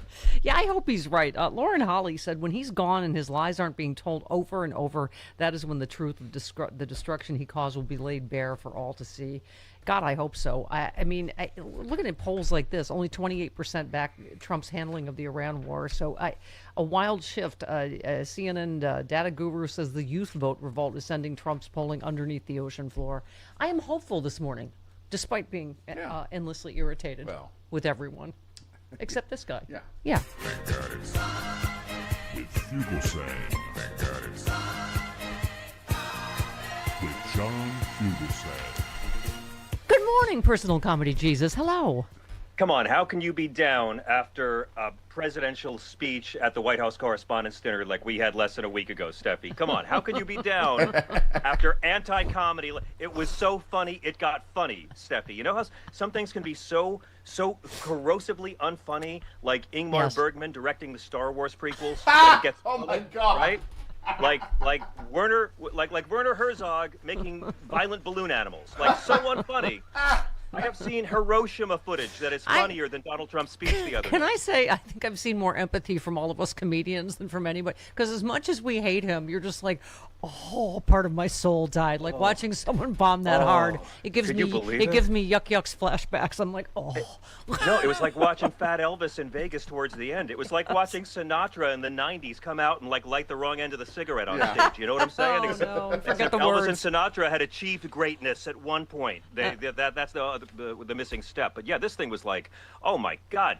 The punchlines were going to request asylum. It was like Lars von Trier's made a Jackass movie. That's what it felt like. Man. I'm still shaking it off. So here's part of why I'm hopeful. Ryan posts, the economy's a mess. We're stuck in an illegal war that's taking American lives. Data centers are pissing people off all over the country. The White House is full of corruption. There's an election in less than 100 days. What do Republicans in charge of government do? They hold a hearing to try to attack a scientist who worked to save millions of lives during an unprecedented pandemic. I mean, it's just when you think they can't get more disgraceful, that Fauci thing, just what were your thoughts watching that? The worst part about the Fauci thing was that the entire thing existed to be a focus group for Rand Paul to see if he can run for president. That's the only reason it happened. Rand Paul wants to run for president. He has no achievements to speak of. He has no policy goals to make your life better, but he'll find last decade's villain and beat him up like Trump doing Rosie O'Donnell material at the Correspondents' Dinner. So that's all it was about. I mean, they released 1,000. They went 1,000 pages of this man's diary. It's like Tuesday conference call, Wednesday meeting, Thursday Streisand called. Like they keep saying, well, Fauci changed his mind about masks. Yeah, that's what science does. That's literally the job. You update your conclusions. What's the flip side of that? The flip side of that is that Donald Trump deliberately, willfully, stupidly lied to you and everyone you love hundreds of times during a plague that took 1 million American lives. Yeah. I mean, from it'll go away when the weather gets warm. Anybody wants a test can get a test. It's under control. Donald Trump told Bob Woodward on tape that it was a deadly airborne killer. And that same week, he comes out and tells everyone else to fill the pews on Easter Sunday. So you don't want to go after Trump, who deliberately lied. So, they want to go after Fauci for saying, oh, now we don't need masks as much. John, the science changed. I brought up your beautiful haunting film that you made for the virtual Sexy Liberal tour during COVID. And Karen asked, too, is there a way for people to see that? Is there? Can you post? I mean, people, seriously, it was so beautiful and so haunting. It has not been posted. No, it was you remember, it was a lot of little films that have to be still stitched together for my COVID diary. Let me finish these rewrites so Simon & Schuster stops sending me voodoo dolls, and then I'll get to work on editing that. I promise. Okay. No, it really was. But it just, because we've been saying, I don't know how you've been dealing with it on your show. We're just all re-triggered, Chris and I, and Oh yeah. But we're just. But the Fauci it was so traumatic that we don't. Like Chris is like, I don't even like to talk about it anymore. Now, like, we're forced to again have to confront these same lies and just. But we have to. We should be excited to talk about it here because again, it's about Donald Trump's deliberate lies to everyone, and he's never been held accountable. The fact is, numbers don't lie. The death toll was substantially higher in American counties that went for Trump as opposed to American counties that went for Biden. But this is authoritarianism. Lying during a public health emergency isn't a crime, but admitting uncertainty is. Let and me that's just what say, really it unites pains these guys. good people and good doctors like Dr. Fauci and Dr. Redlener, who every week on this show would mention that and say to people, please get vaccinated. Please mask up. Please distance. This is serious, And that's the one thing Donald Trump could brag about in his first term. The one thing he could claim was a remarkable achievement was Operation Warp Speed, and it's the one thing he's not allowed to acknowledge. Donald Trump had the shots and the boosters, and he got booed for admitting it in 2021, and he never mentioned it again. The one thing he could brag about, he can't because his base is too stupid. That's right. Orabelle says it's unfathomable we become a nation in which Republican maggots gleefully try to destroy a medical leader that was just trying to save our effing lives. Republicans emboldened by a malicious tyrant have become the world's most notorious historical revisionists. Here we are again. Whether it's January 6th, the 2020 election in general, it just this is all they're engaged in, is trying to rewrite history. Nobody is subpoenaing anybody who wants a test can get a test. Nobody's demanding answers for it. 99% of cases are harmless. No one. I mean, imagine if your airline pilot, right, says, we're going to land this in Chicago, and then says, maybe we'll land in Dallas, and then says, the plane will disappear by April, and then he says, what if we pour bleach in the engines? Would it run better? Now, if your pilot was saying these things, would your first thought be, oh, my God, we need to check the flight attendant's diary? Because that's what they're doing. Trump got people killed for real. They don't care. Rand Paul is hated, but he wants to run for president, and that's all this was about. So that's it. That's it. Trump said he doesn't object to withdrawing Todd Blanche's nomination, keeping him in an acting capacity as AG until after Cornyn and Tillis are out of office. Someone said this is Trump openly admitted he still wants the insurrection fund and the IRS protection from the illegal Blanche agreement. I think it's more about the IRS protection than it is about the slush fund. But it's still the slush fund. And again, like as much as I hate to say, John Cornyn and Thom Tillis have been proven right. Holy crap. This is exactly what it's about. Listen, I think Todd Blanche deserves to be physically fused to Donald Trump. They should be sewn together like Siamese twins so that we can never forget that that's his criminal defense attorney who gave the child rapist, sex trafficking lady a cushy club-fed prison. But look at the fact that you got Cornyn and Tillis suddenly, they didn't become courageous because they have morals. It's because they're leaving. Right? Because they owe Trump nothing. Trump's abused them both. They're leaving. So now they can have the guts to stand up and say, no, you can't do the slush fund. Because, again, Todd Blanche put his hand on a Bible and said under oath that he's not going to do it. but he refused to put it in writing. And that was Cornyn's whole piece. Right. So it's a great story because you look at that, you look at the fact that Thune won't kill the filibuster for Trump because Republicans realize there'll be problems once Trump's gone. And then you look at how they all came together uniformly to condemn any pardon for Ghislaine Maxwell. Yeah. And that tells us political gravity still exists. Well, these guys are yeah, more and scared of he Epstein keeps- and campaign ads than Trump tweets. And he keeps helping. Another post, FAFO, who cuts Medicare Part D while buying 250 Cadillac Escalades right before the midterms. The people we're going to vote out of office. That's who. I mean, Yeah. it literally, and this is like the Todd Blanche stuff, like you were saying, that he's finally confronting it. They just think they can do whatever. He thinks he can do whatever he wants on any. Yes. And you're right. He's Yes. finally facing, thank God, some political reality, right? He's always believed that. Donald Trump is a unique sociological experiment. He's been protected by privilege his entire life, first by wealth. In his 40s, he had spent so much money, his bankers had to put him on a $400,000 a month allowance because homeboy was partying too hard. Then he was insulated by celebrity. Now he's insulated by politics. And, again, when this guy dies, and I hope he lives a long time, folks, but when he does die, all those NDAs are going to heaven. He's not. The amount of dirt we don't know that's going to come out about this guy when those hideous anus lips stop flapping, it's going to be incredible. Yeah, that is. Oh, someone did post a happy thought that the coroner will one day glue those lips shut forever. Okay. I like to be happy, clappy. Listen, I'm already thinking of. I've told you. I think the casket's going to look like Liberace's bedroom. I mean, he's already turned the Oval Office into Liberace's sex dungeon. Imagine the gold on his coffin when the day finally comes and Ron Jeremy and Scott Baio and Kim Jong Un are his pallbearers. Okay. And Rudy, but Rudy's going to be too short to reach the casket, so he's going to be jumping and stumbling drunkenly. All right. Okay. Quinnipiac's latest poll has Trump hitting an all-time low, yet another one, and finally reaching what some pundits have dubbed the Bush line. That doesn't mean what I thought it meant. Right. It's where. Yeah, thank you. President's low approval rating damages the party's electoral future. He's at 32% in this one, 58% disapproval. I mean, John, I get the good news is Larry Sabato, am I saying that right? Yeah, he has shifted 14 races toward Democrats. Georgia obviously looks, fingers crossed for. I don't know. It's only double digits. Ossoff. It's only double digits for Ossoff. I don't know. But can I just say? So he and Warnock were. Elected on January 5th, the day before the January 6th insurrection. I got to see Reverend Warnock talk in person out here. And I just thought, I was so struck by that, John, is he always said, are we the party of January 5th when Georgia elected the first African-American, the first Jewish senator, or are we the party of January 6th? We'll find out in the midterms. And I think we're the party of January 5th. I hope. Yeah. You just reminded me that, back then, folks had to go out 3 times in Georgia to vote for Ossoff. Sorry, I mean party. I meant country. Sorry, country. Yeah, I know, but in Georgia, those folks went out 3 times. They went out for the primary and then for the runoff and the general to vote for Ossoff and Warnock. Can you imagine how many Texans are really excited to vote a 3rd time for Ken Paxton? Yeah. Oh, boy, the enthusiasm there in an off year. Ossoff's nominee or opponent is Representative Mike Collins. Dear God, trying to watch him explain why he's not a white supremacist with a white supremacist, anti-Semitic son-in-law and this and that. And it's beautiful. Yeah. Make him famous.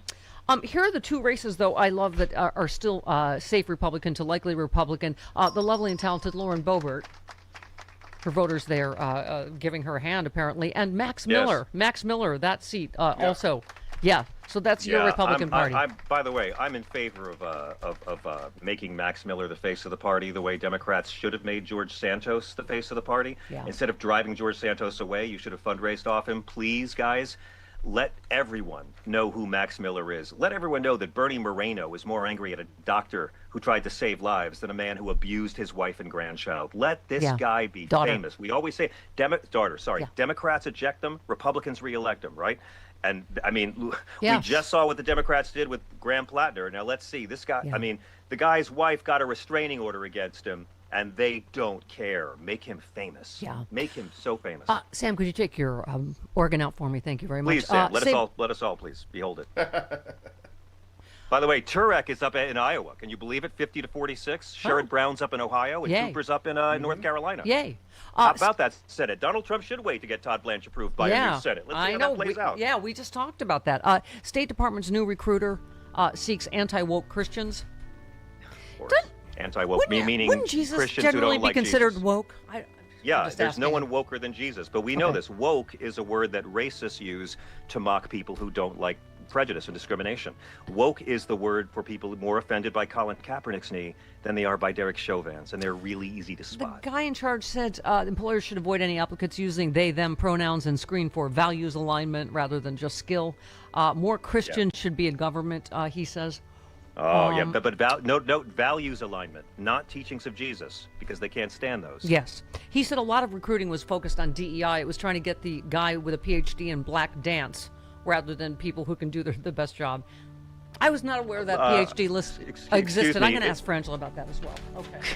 Any organization with Pete Hegseth at the fore does not care about merit. Let's just put that out there right now. Thank you very much. Yeah. All right. Whoopi Goldberg's by the way, summer can I just say the Christian 2026 church- book pick is John Fugelsang's book. Can I just say that right now? We just received, I can announce it today, Separation of Church and Hate is a proud recipient of the American Book Award for 2026. Stephen Colbert just got one, and they named me too. So thank you. Yay. Well deserved, Well sir. deserved. Oh, Lordy, Tell me thank quickly. I know you've had Governor Bashir on.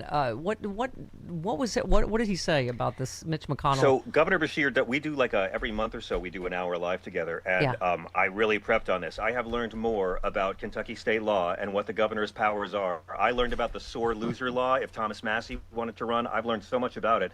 And it really is true. I mean, I love the conspiracy theories, but as I had to point out to my listeners, Mitch McConnell's not in a hospital in Kentucky. He's in D.C. So you should direct your angry, go to the hospital and dress up as a doctor to sneak in and get proof of life.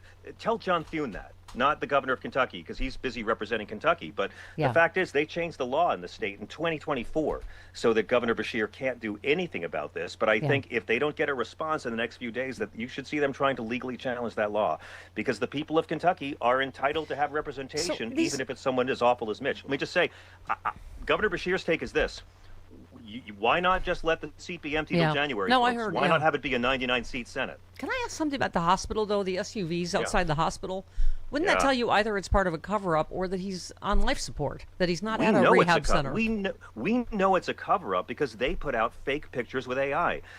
Aside from the ones of him and his wife, the pictures of him with that dude and the dude with the beard, and they're like embracing. If you look in the background of the picture, the curtain that goes around the bed goes in front of a wall that has doors to other hospital rooms with 2 numbers on it. It's all fake. All right. There's already a cover-up. And you are my medical expert. You said Trump's body is now 40% Crisco and his blood type is ranch, which I didn't know that, but thank you for that.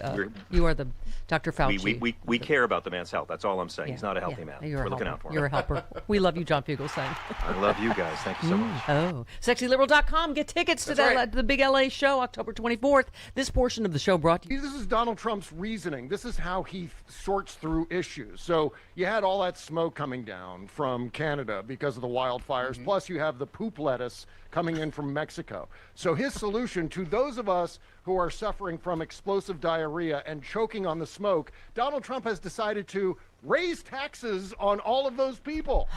On the people inside the United States who are choking on the smoke and dealing with the poop lettuce.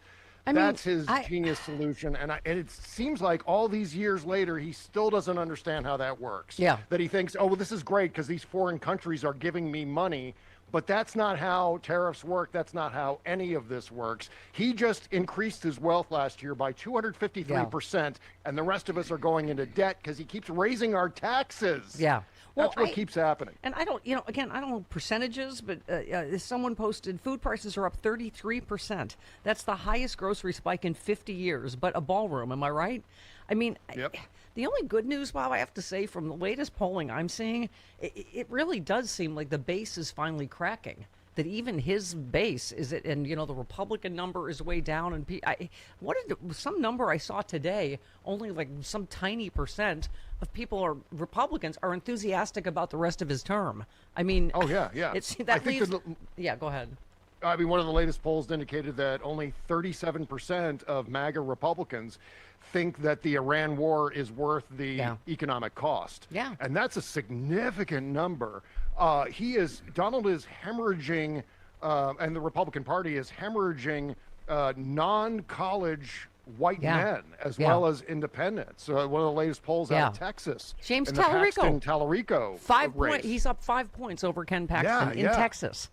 And losing with independents big time, non-college voters big time in Texas. And it's no wonder. I mean, but even though I say all this, I see numbers like 45-40, which is that latest Texas poll. Right. I'm like, who is this 40%? Right. That is willing to support Ken effing Paxton, who Yeah. gave a sweetheart deal to a pedophile, among many, many other trespasses. It's just astonishing what MAGA will support. We'll put up with, just to irritate the rest of us. You know what I mean? Well, this is Sean Strickland talking about his base.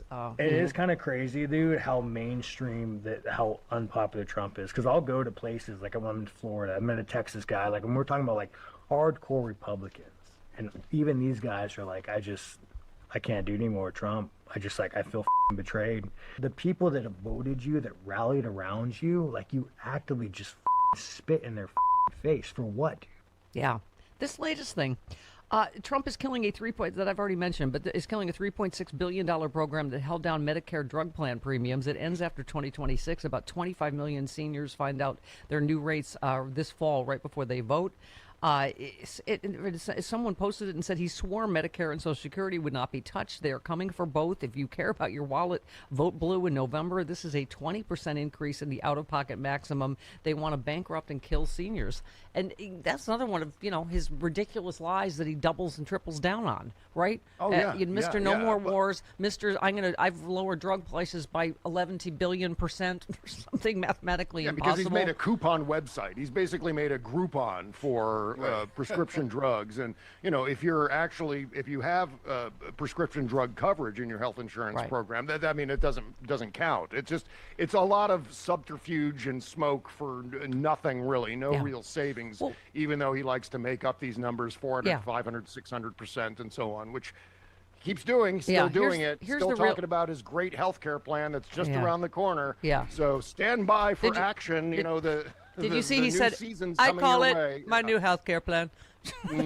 He's given up even giving it a stupid name. It's my health care plan. He's lost his mojo for that stuff. Yeah. The 2027 deductible also climbs to $700 out of pocket, cap to $2,400 for a retiree on Eliquis at $231 a month. That is 3 months of paying full price before coverage even starts. I mean, this is going to be catastrophic on top of our regular inflation, right? Oh, yeah. On top of so many people losing their subsidies, the extended subsidies that Joe Biden passed. And on top of that, I have to remind everybody, the hundreds of thousands of people worldwide who have died, including at least 500,000 children, because Elon Musk and Donald Trump defunded USAID.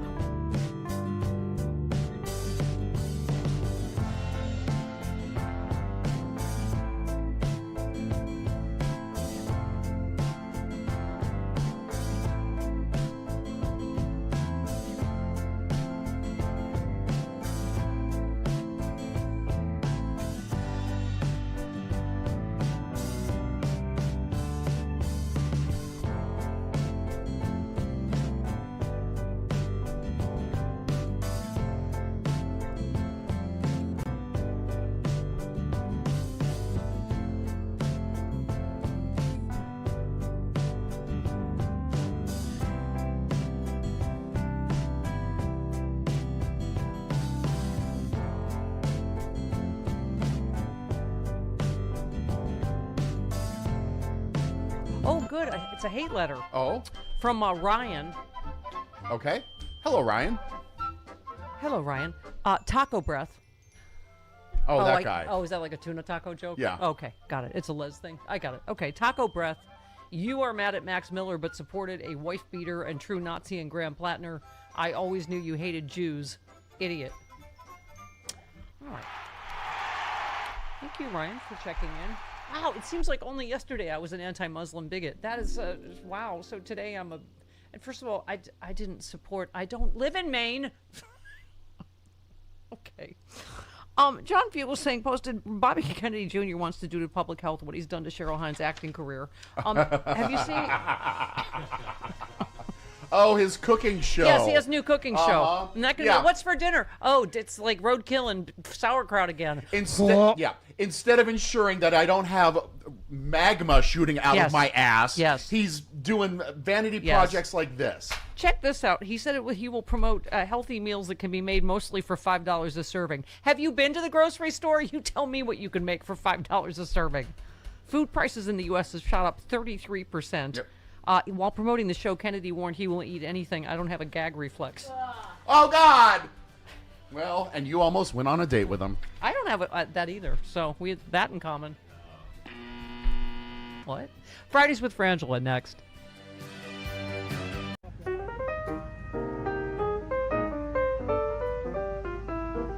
Welcome to Caffeinated, where we focus on the parts of a story that really matter by showing compassion to the opposing side.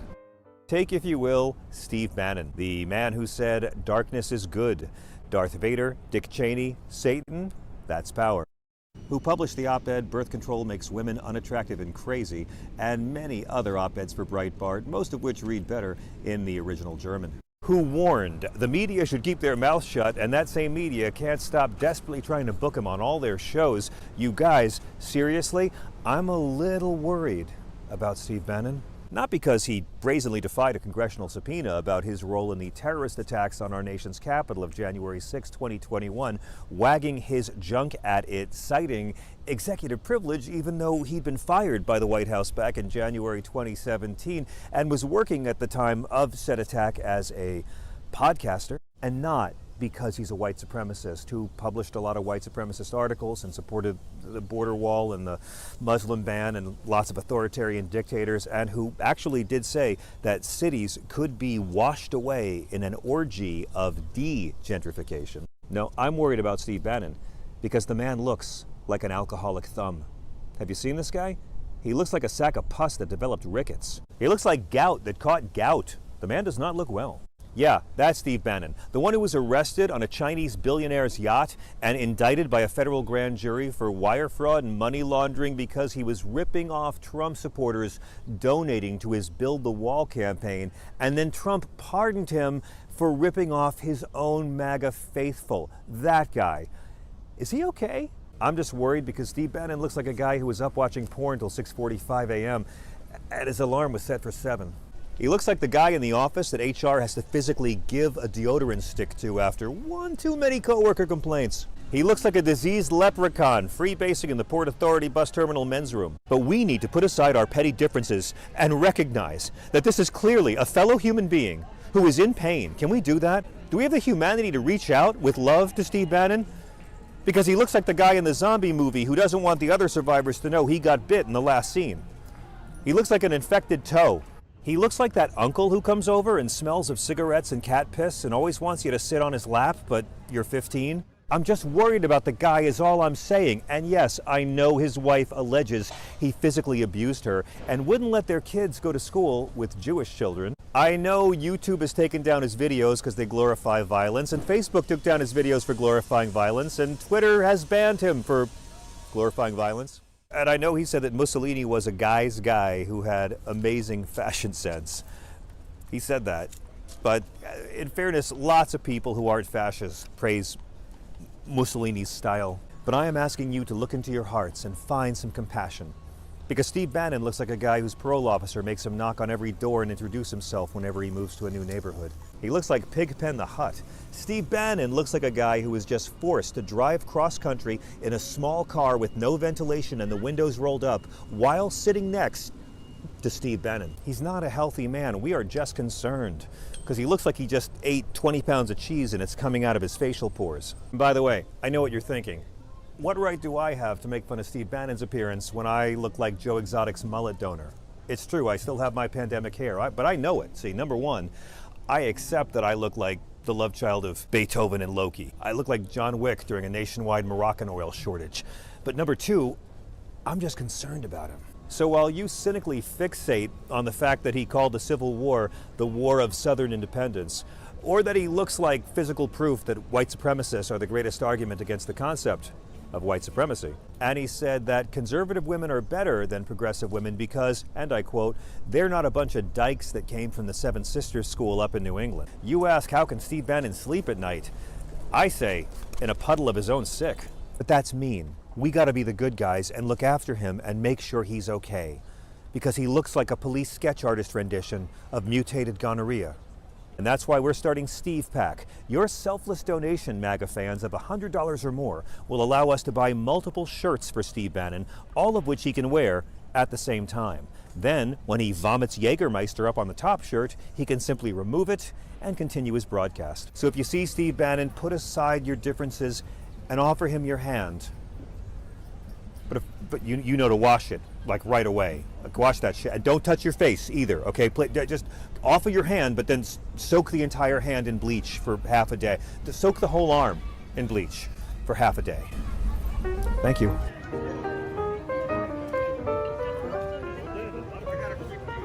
Please like and subscribe. And remember, if Donald Trump pardons Steve Bannon for stealing from white nationalist Trump supporters, maybe we should thank Trump for setting Steve free to continue his fine patriotic work.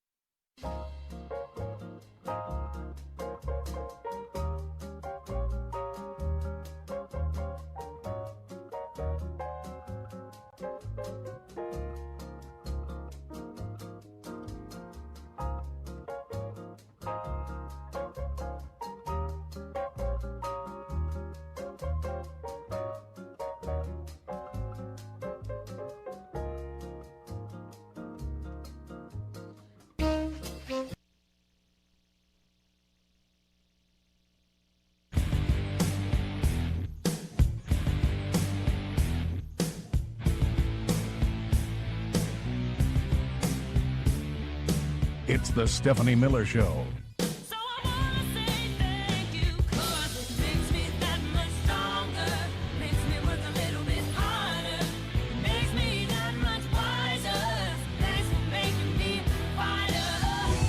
What is it that Dr. Fauci did that is so heinous that you are still trying to get him 6 years afterwards? Well, he did fund gain-of-function research at a sloppy lab where a virus escaped and left 1 million Americans dead, complicit in the deaths of millions of people. The guy killed or had something to do with killing 9 million people. Okay, wow, that's right. Okay, he engineered the virus that killed millions and millions of people because it was so deadly. A threat to everyone. The COVID virus was simply not a threat to most people. My spidey senses about him, about the entire scamdemic, were accurate. A lot of us that COVID was a flu. To tell kids they couldn't go to school for years for no reason. Dr. Fauci lied about his own personal views. Shutting down the country for a virus he knew wasn't that deadly. Oh, yeah, see? It's deadly. And it didn't matter. And millions died, but it was fine. And God, my head It hurts, okay? My ears are bleeding, and are those symptoms of the deadly virus? That doesn't matter. I just don't understand. Lord God, to relive this nightmare. Okay. Jordan Klepper. I need my backup. Yep. My backup and my backup.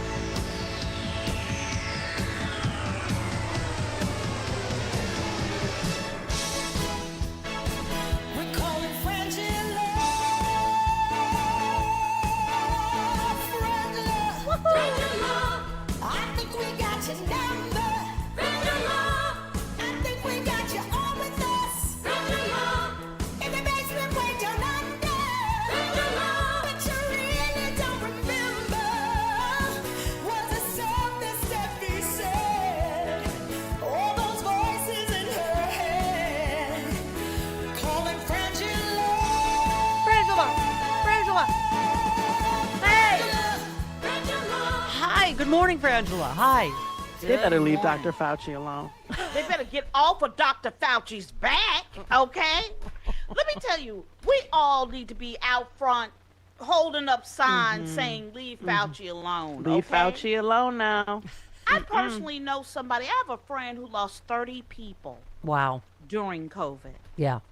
Ask those people, ask their family members if it was so many people. Yeah.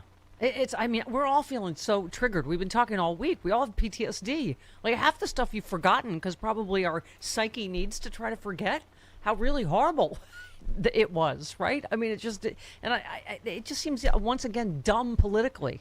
I'm like, really? You want to take us back to this and how unbelievably and we all remember how incompetent it was. You know, drink bleach, put a UV light up your ass. Like you're just like, oh my God. And you know, like you said, France, it's just the really dark time it was for so many people. Yeah, please answer. No, I don't understand why they would want us to bring our attention back to the last time Trump was president. Yeah. Because that was his presidency. Like, so Mr. All-Powerful can do anything, couldn't stop Dr. Fauci? Yeah. Is that what you're telling me? Like, it's absolutely insane. Where is Scarves? What's her name? Where's she at? Oh, because her. Oh, by the way, now you could get me on assigning some blame to her. We have. Oh, she piped up. Dr. Scarfy McScarfer from Scarftown. Yes. How many effing scarves does she have? I mean, what's all of them? Dr. Burks. Dr. Deborah Burks. Yeah, what is her deal? So she opened up her pie hole. She said, claimed some states kept tight COVID restrictions in 2020 because it was an election year. Oh, I don't know. Or that almost 1 million people had died. Maybe it was that. How would she even know that? Like, how would she be aware of the inner plottings of state governments? And also, can we just talk about the stupid reality of this whole thing? Trump's the one that shut the country down. Biden opened it back up. Yes. Thank you. That's what I don't understand. He was the president. Yes, and Dr. Fauci was his employee. Right. So she said when this first hit, we didn't have enough testing out there. We couldn't stop the spread in any way. Hospitals were being overrun. We didn't have a supply chain that matched the need. And so for the first few months, we're a crisis. But once we got additional therapies, monoclonal antibodies, long-ass, blah, blah, blah, long-ass what? Remdesivir, I forget how to pronounce, where there are actually additional treatments, then you can pull back on some of the mitigation. But because it was an election year, there were states that persisted in their very tight mitigations and others that showed us a way that you could open K-12 and higher education. Again, Frangela, the reason it was called a novel coronavirus is because it was new, and no one, including the scientists, had ever dealt with this. And this is science. Information changed, and so obviously many people were trying to err on the side of caution with something that killed 1 million of us. Absolutely. I want everybody to remember and recall how parents were feeling about sending their 5-year-olds who barely had any vaccinations into an environment or school before we had the shot. Okay? Yeah. Think about that. Remember, I want everybody to remember wiping down your groceries. I want everybody to remember. And can I say, do you remember how uncomfortable she looked in the press conference where he was telling you to shove a UV light up your ass and maybe drink bleach? Not uncomfortable enough. Yeah, and she wasn't uncomfortable enough. Right, but she told ABC News in 21, frankly, I don't know how to handle that episode. You can see how extraordinarily uncomfortable I was. Well, then shut up now about what you think should have. Also, oh, I'm sorry. Were you uncomfortable? People were dying. Like, I mean, get over your discomfort and don't let this man tell people to poison themselves. Yeah. I can't with her. Yeah. Yeah, I mean, from seniors to people with asthma. I just, we forget way too soon. No, we were just talking ventilators. We were talking to Fugelsang about, remember that beautiful film he did for Virtual Sexy Liberal? Just how it was haunting New York and, what do you call it? What were the trucks? The morgues. The morgue trucks. They had morgues on wheels, basically. Yeah. Because they ran out of room. Yeah. For bodies. Yeah. Yeah. I just don't understand. I mean, I get that he Rand Paul sat around and was like, I need something to whip up some anger and get them off of what I am not doing today, what I have not done for that first term and this second term. Yeah. The fact that I am not saving the economy. I am not demanding transparency on anything. I am willingly taking your tax dollars and putting them in Donald Trump's pockets and his kids' pockets. So instead, what I'm going to do is see if I can gin up that anger again towards this person. Yeah. Yeah. You know, and it's I don't think it's working either. I don't. But I think you're right about the anger. You know, it's triggering so much for so many of us that we're traumatized. For instance, like you say, just to start alone with people that lost loved ones, but and the way they died. Suffocating to death without their being able to have their family with them. That part, Stephanie. That part. Yes, and no funerals. Remember, we couldn't do anything. We were talking about just people were just gone. We couldn't do. I was pretty much alone 24/7 for 2 years. Yes, you were. I mean, the human psyche was not designed for that. This show, we all got COVID. We had to do it from different locations. We couldn't even be together. We canceled the entire Sexy Liberal tour. The only good thing, John's film, and then Sexy Liberal Fight Club. That's the only good thing that came out of COVID. That's true. Fight Club was funny. That was very funny. But we had to film all in different locations and pretend we were fighting each other. That was a lot of work putting those shows together. Yeah, my favorite was when I threw ice at them from my ice machine. Yeah. And then we cut to That was funny. Yeah. Yes. Yeah. That's the magic of movie making. Well, you know what? This is the thing, too. It's like, think about it. Think about learning to work from home. Remember using Zoom for the first time. Mm-hmm. Remember all the things we went through and the fears that we had. And it wasn't that the government could just kind of show up and be like, hey, everybody's okay. Hey, we were watching people drop like flies. We were watching people be ill and sick. We were there. Don't let these people memory hole us into a whole nother reality, We did one Sexy Liberal show right in Seattle. Yeah. That's where we all got you got COVID, right? Yeah, that's right. I remember. Awesome. I'll never forget. Remember, we were on the flight together, and we're landing. We turned our phones on, and they were like, "Oh, first COVID death in Seattle." We were like, "Huh?" Yeah, no. They closed the state right after we were in the air, and they had closed Seattle. Yeah. Yep.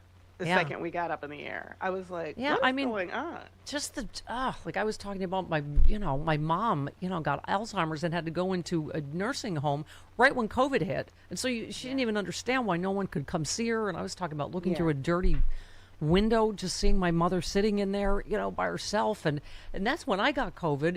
It was when they told us you absolutely should not fly, but my mom was going downhill quickly when she went in the nursing home, understandably, and so I was like, I gotta go. You couldn't go in there, but I remember I took her out. I rented a house, and I said, this is her last Christmas. I gotta go, and I got COVID flying home. Yes. She got COVID in the nursing home. I mean, surprisingly, survived it at 98 or 99 at that time. But I mean, it's just we all have so much trauma around the whole thing that it just is amazing to me that the guy that wasn't a big deal.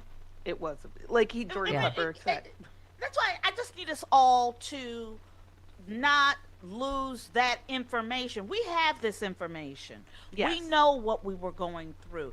We were begging for information and science and people and science that we could trust. Yeah. I saved a headline just to make you happy. Insiders reveal Trump is spiraling over his mortality behind closed doors after trusted ally's sudden death. Donald Trump has reportedly been left grappling with questions about aging and his own mortality after the death of a longtime ally, Lindsey Graham. According to reports, the sudden loss of the senator has prompted a more reflective mood from the commander-in-chief. Okay. Oh, he's not reflecting on it nearly as much as we are. But I just kind of like that he's haunted by, Death stalks you at every turn. There it is. Death. At my age, the mind starts playing tricks.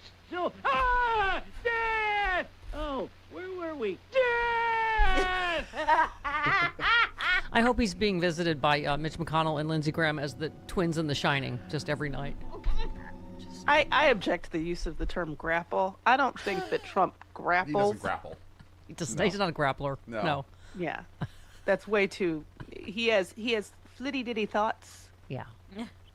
I'm sorry I saved a question for you from my Black Stack because State Department's new recruiter seeks anti-woke Christians, and he said a lot of the recruiting was focused on DEI. It was trying to get in the guy with a PhD in black dance rather than people who can do the best job. Now, is there such a thing as a PhD in black dance? And if there is, I assume you have one because many people. Of course, I have that. I'm. Yes, she's. I'm Dr. Dance. I'm Dr. Black Dance. She's Dr. of Black Dance. Just from the people that witnessed our interpretive dance to Total Eclipse of the Heart in Denver, can tell you that's PhD worthy. Who was that guy that danced on the Lawrence Welk show? Oh, the tap dancer. Yeah. What's his name? I can't remember. Oh, I forgot. Oh. Yeah, I don't know if that's they. a shame. PhD. Yeah. Okay. Yeah, what was his name? I need to look that find up. Now I have to look that up. I loved him so much. I just love the when they try to come for culture because they don't know any. It's like black dance. Like what? Yes. Arthur Duncan. Yes, Arthur Duncan. I loved him so much. Okay. Wow. All right. Mommy needs a rest. 19 minutes after Lawrence the hour. Welk considered him the PhD in black dance on that show. Gotcha. And a These one are and a things two. I wanted to forget. Yeah. Okay. He was always sandwiched right before Norma Zimmer, a lovely champagne lady. Okay, 19. Sam is happening? And that What ragtime year is piano it? lady. Sam is rapping. He's like, I don't know, old people, whatever you're talking And about. that ragtime piano lady. And Bobby and Sissy. Here come a Bobby and Sissy now. What is going on? How old are you guys? Oh God. What Really old. Let Okay. her come back. year Let her is come it? back. 20 minutes. Oh my God! You thought I Francis don't know is what old. happened. Hey, they're doing a Little House on She the Prairie. dated Lawrence They're doing a Welk. Little House on the Prairie remake, aren't they?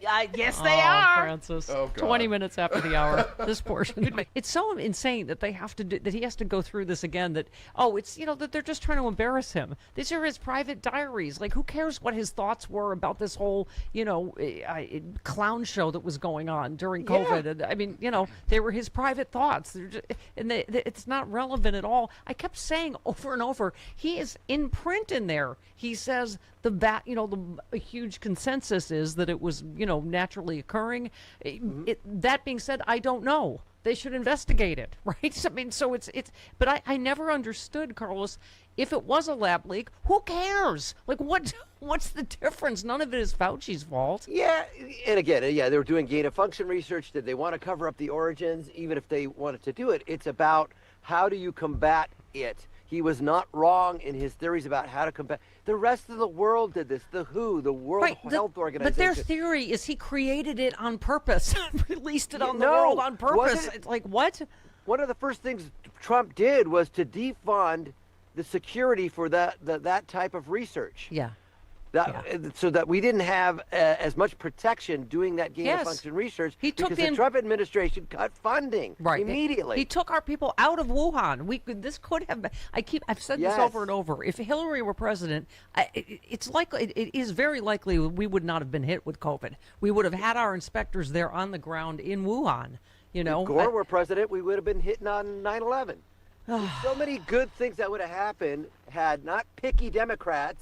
Yeah. And Ralph Nader voters and Jill Stein voters, look at what you wrought.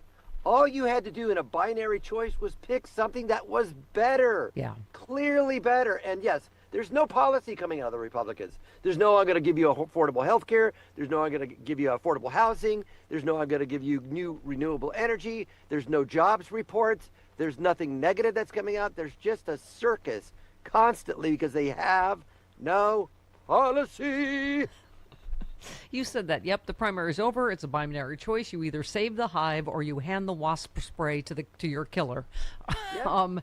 So that being said, vote for lumberjack guy. Here is Troy Jackson in Maine. You know, people wanted something, you know, people to stand up for them. They've always wanted that. That's what I want. And, you know, Trump made an argument that he was going to do that.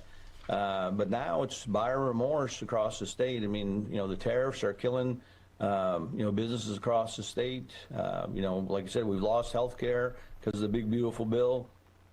Yeah. Carlos, by the way, since you brought that up about 9/11, I've said the same thing. That, and all this polling looks great for Democrats now. We're ahead literally on every issue except national security, which, first of all, makes me think like Trump's thinking, wouldn't that be something nice if something happened? Flag. Yeah, but I absolutely agree with you on 9/11 that we've had the worst national security failure in our history on a Republican's Under George watch. Bush. Thank you. We handed over that intelligence with 6 months prior. Yeah, very specific intelligence about Al Qaeda is going to fly buildings into places. Maybe like the World Trade Center. I mean, it was. Yep. So when Condi Rice said no one could have imagined, yes, if you would have read the intelligence and not said, that was BJ guy Clinton, who cares what he's warned us about. I mean, I just never. I understand the mentality that we all were traumatized and came together, but I still am like, how is he not responsible for the worst security failure in our history? Republicans, they wreck the economy every time. They are not better on national security, right? They're not better on national security or the economy or climate or anything. Again, talk about the world ending, the Colorado River. Let's tack that on, right? All these rivers are drying up. In '76, Carter puts solar panels on the White House, and Reagan takes them down. Yeah. So they're not good on national security. They're not good on jobs. They're not good on climate.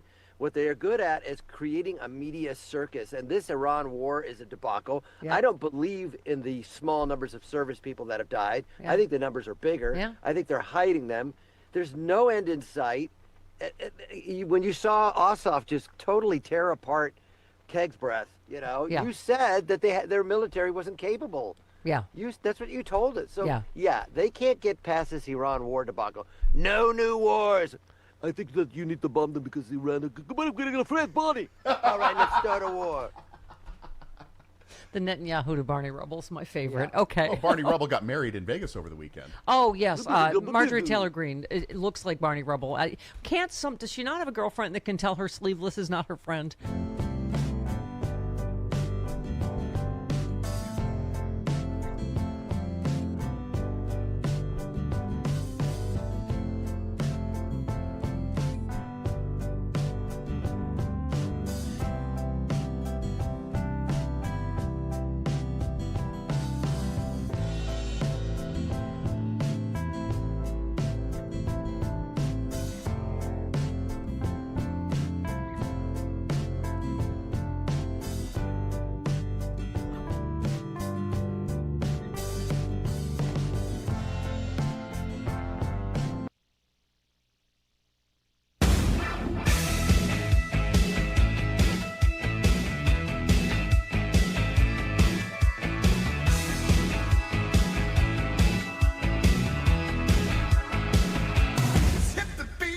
Stephanie Miller. Stephanie Miller. Oh, yeah. So hip. First word when you think of me, hip. Okay. More like break a hip. Nah, right. Can you believe that they convinced us that was amazing music? They did. They convinced us. I might make a case for Huey Lewis. Oh, you could make a case for Huey Lewis, Sam? I loved it. He love just that lost song. his young status. Oh, like well. that. Threw it away. We were just talking about Lawrence Welk before the break, I think. Yeah, you guys were. At least we brought it back into this century. All right. No memories of this. So Chris and I have a mutual competitive crush, Alan Richson. Alan Richson Oh. from Reacher. You don't. You get in line. Get in line. You Hose don't- behind us. Someone else wants to do a reach around on Jack Reacher? Yeah, I think so. I live on Reacher Island, okay? This is what we're Okay. saying. Okay. This man is a Reacher god. Island already. Okay. You want to know my other God. G spot is this is your moment of Hunter Biden. Oh, Here we go. Hunter. As it relates to Donald Trump, him, his sons, his daughter. I mean it, all of them, the whole family, down to the grandchildren. I hope for the rest of time that I am on this earth, that their names will live in ignominy. What would you expect me to say about a man that treats my father that way? They have done the most awful things to my family and to me personally. Oh, God. Right there. Yeah. He's like my anger translator. God. Yeah. Right there. Oh, yeah, right there. Yeah. And you know what? And you stupid if you're going to come at Hunter Biden and be like, so how you feel about Donald Trump? No, that was for us. He knew exactly what he was going to say. Yep. That was greedy. That was greedy. That was like, no, I want to hear it. Say it. I know what you're going to say, but I still want to hear it. I go back.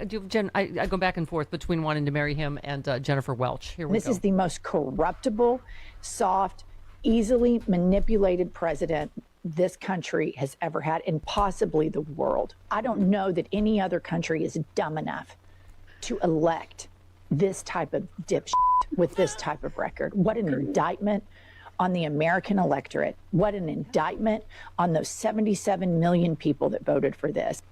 Seriously, after the COVID response that we've been talking about, after January 6th, after all of it, right? After And you got the nerve to sit there and with the rest of us and cry affordability. Yeah. You voted for it. Yeah, exactly. 29 minutes after the hour, Fridays with Frangela. There is something profoundly, spectacularly 1984 level up happening in this country right now. The same slobbering, science-denying, conspiracy-snorting, reality-resistant Republican cult that showed up at state capitals screeching that a piece of cloth over their face was Auschwitz. The same fact-fleeing, fox-poisoned, freedom-cosplaying dip who treated basic public health like Stalin personally broke into their garage and stole their riding mower. The same people who stood behind Donald Trump while he lied, delayed, minimized, contradicted his own experts, declared the virus totally under control, and then shrugged it is what it is, while thousands of Americans were dying every goddamn day, now want you to believe the real villain was Dr. Anthony Fauci. George Orwell practically wrote the instruction manual for this. The party told you to reject the evidence of your eyes and ears. It was their final, most essential command. That's exactly what this is. Reject what you saw, reject what you lived, reject the refrigerated trucks filled with dead bodies, reject the exhausted nurses wearing garbage bags because hospitals ran out of protective equipment, reject the FaceTime goodbyes, reject the panic, reject the fear, reject the months of chaos while the President of the United States treated a once-in-a-century pandemic like an inconvenient press cycle. Remember? Doctors were begging people to stay home. Scientists were pleading for time. Hospitals were overflowing. Donald Trump was golfing. When asked about Americans dying by the thousands every single day, he didn't promise urgency. He didn't promise leadership. He looked into a camera and said, "It is what it is." And through that entire catastrophe, one of the very few adults in the room trying to explain what the evidence actually showed was Dr. Anthony Fauci. Was he perfect? No scientist is. Because science isn't scripture. Science changes when new evidence arrives. That's not weakness. That's literally how knowledge works. Which is exactly why every tinfoil tantrum merchant, every evidence allergic election denier, every professional bullshit peddler and pseudoscientific carnival barker wants you to distrust it. Because dictators don't fear ignorance. They manufacture it. Independent science is dangerous to despots because facts don't kiss the ring. Evidence doesn't salute. Data doesn't care whose flag you're waving. Once vaccines became widely available, counties that overwhelmingly voted for Donald Trump experienced dramatically higher COVID death rates because vaccination rates lagged so badly.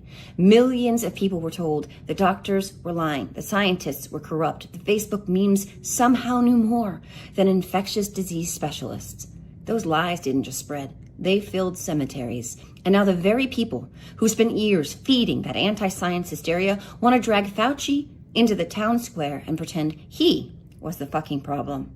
Not the man who dismantled pandemic preparedness, not the man who kept insisting everything was under control, not the man who was golfing while Americans were dying, not the man who said, it is what it is. No, the scientist, the fucking scientist. Because if they can convince you that scientists are the enemy, doctors are the enemy, journalists are the enemy, judges are the enemy, then objective reality itself becomes the enemy. And once reality is gone, all that's left is obedience. Trust only me. Everyone else is lying. That's the whole fucking game. We're not forgetting. We're not letting them launder one of the greatest leadership failures in modern American history into some bullshit fairy tale where the politicians become heroes and the scientists become villains. We buried way too many people for that. We watched way too much suffering for that. We remember exactly who was begging Americans to face reality and exactly who spent years teaching them to run from it. They can rewrite speeches, they can rewrite websites, they can rewrite textbooks if we're not paying attention. But they don't get to rewrite what the rest of us fucking lived through. Not this time. Not while we're still here to tell the truth.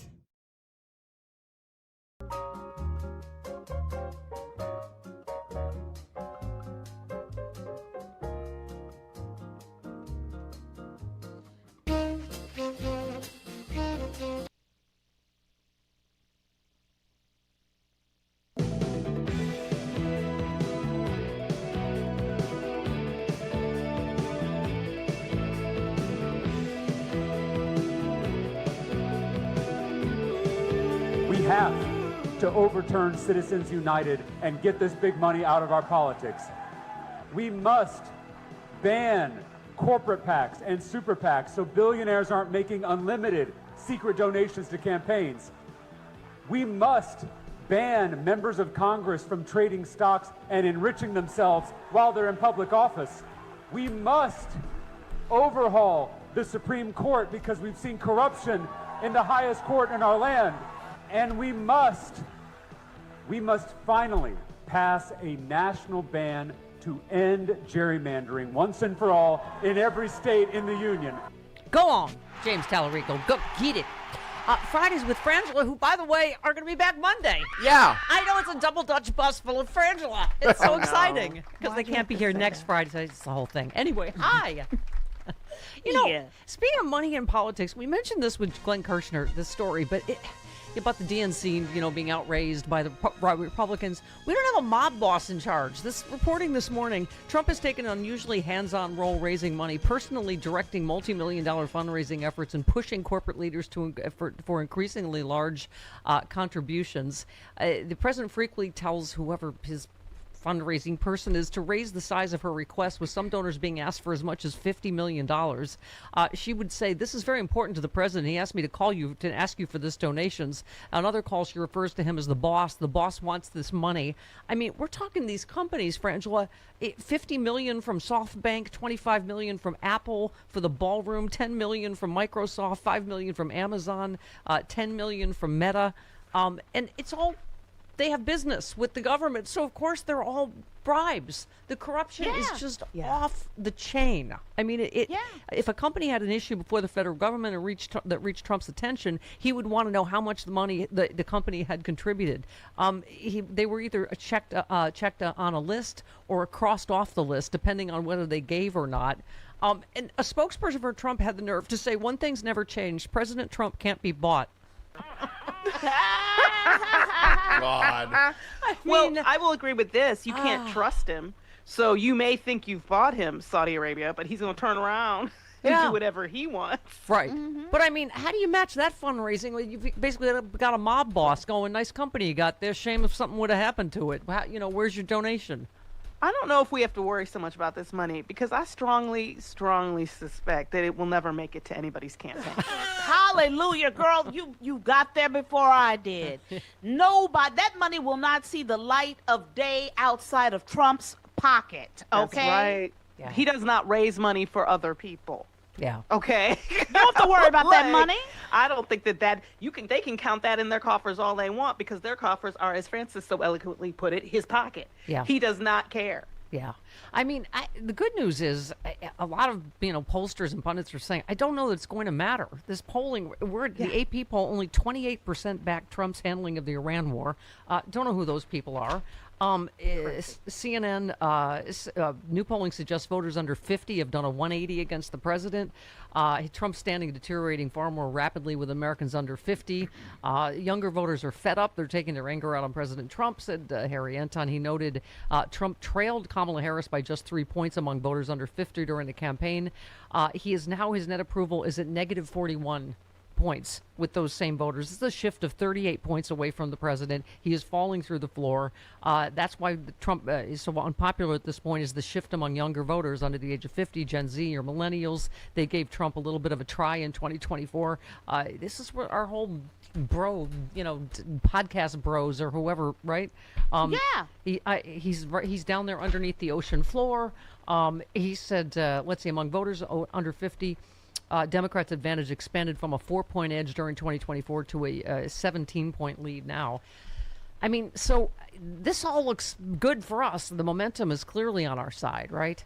Yeah. Well, in the brosphere, we've got Andrew Tate's lawyer out here in these streets saying that Andrew Tate and his brother are integral to the Republican platform and that they need to be freed. Oh, God.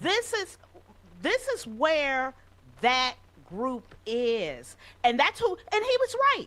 They did deliver Trump a win in 2024. Yeah. And because they are what they are, everybody knows it. Yeah. We know what they are. Yeah, there's nothing more manly on a man than little capri pants with heels and a little button-down blouse. But sure. Okay.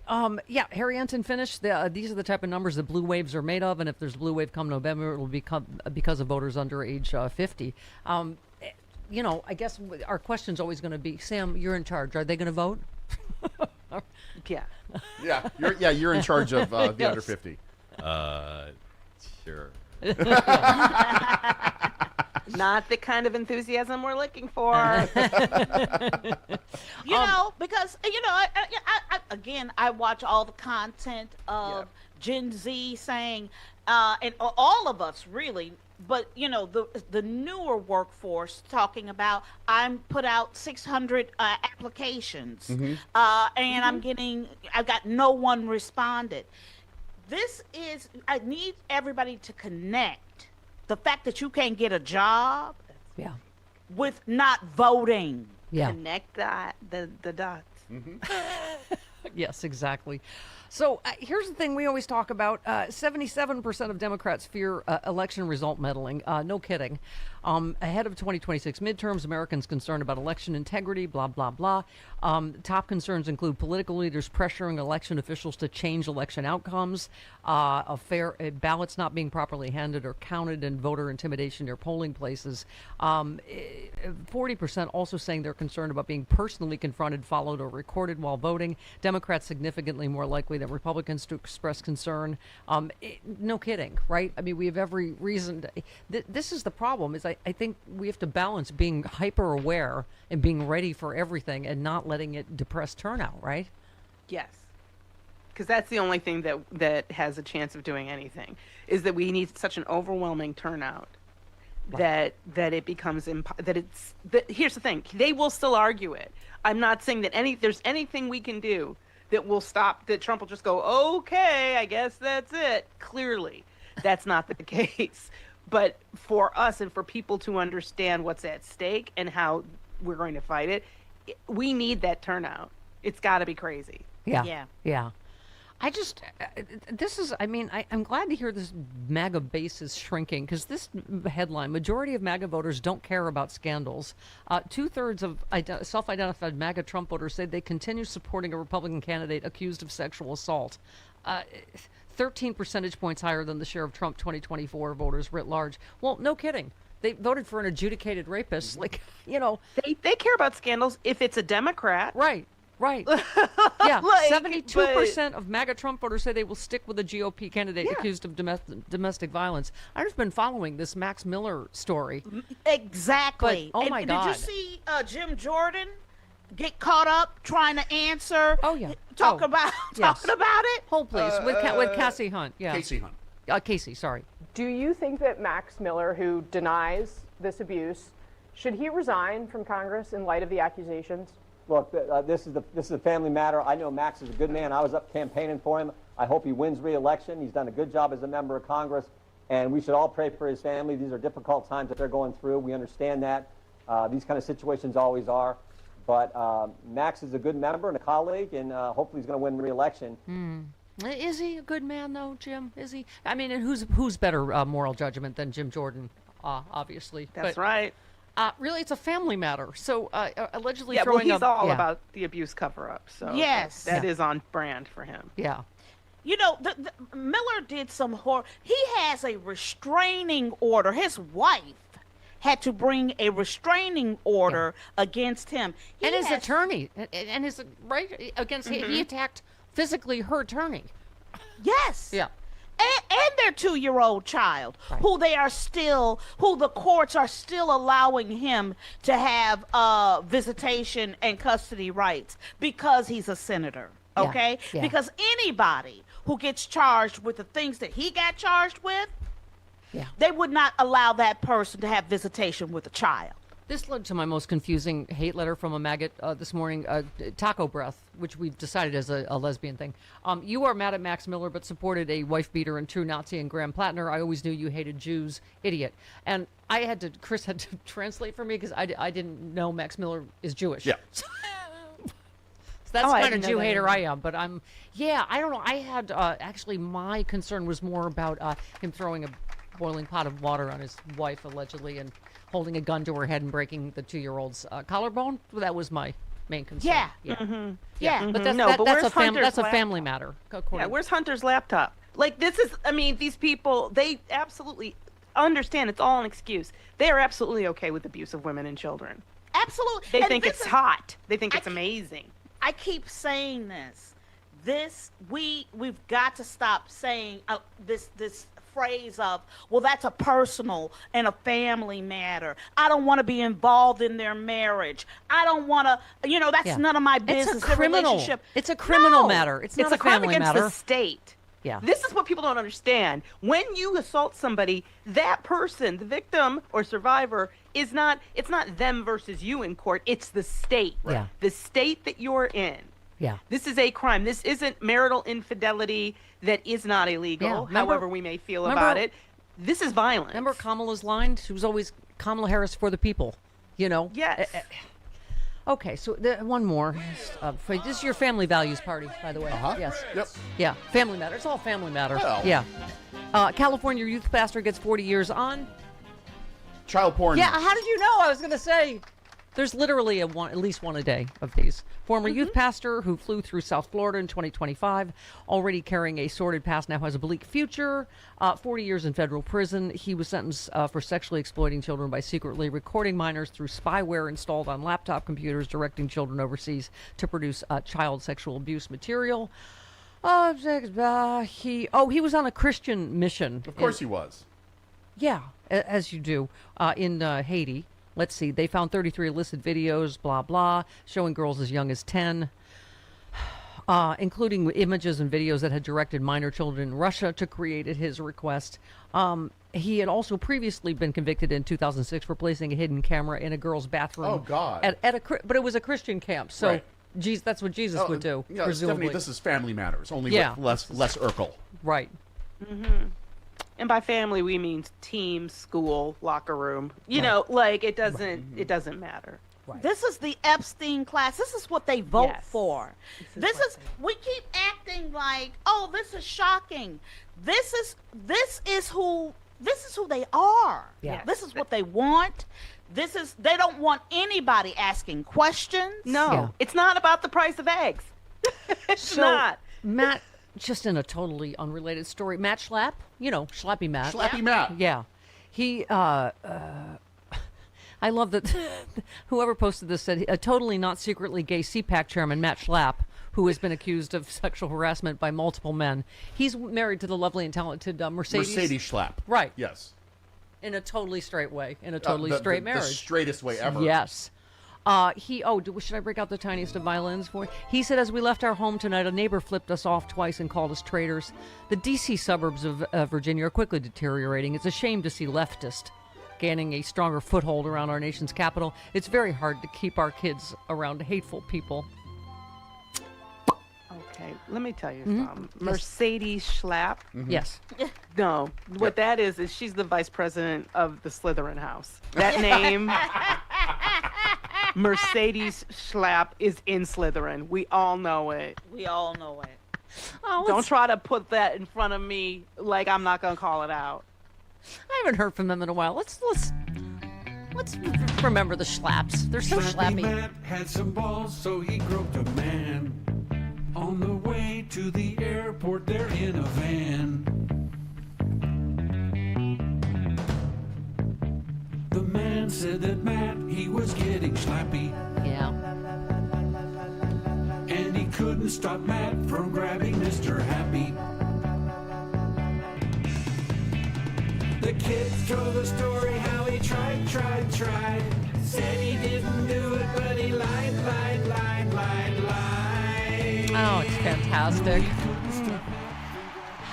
God, memories. So many memories. How you gonna walk around here with that name and expect me to take you seriously? You know what their quote-unquote marriage is, Chris? It's a family matter. It's none of our business.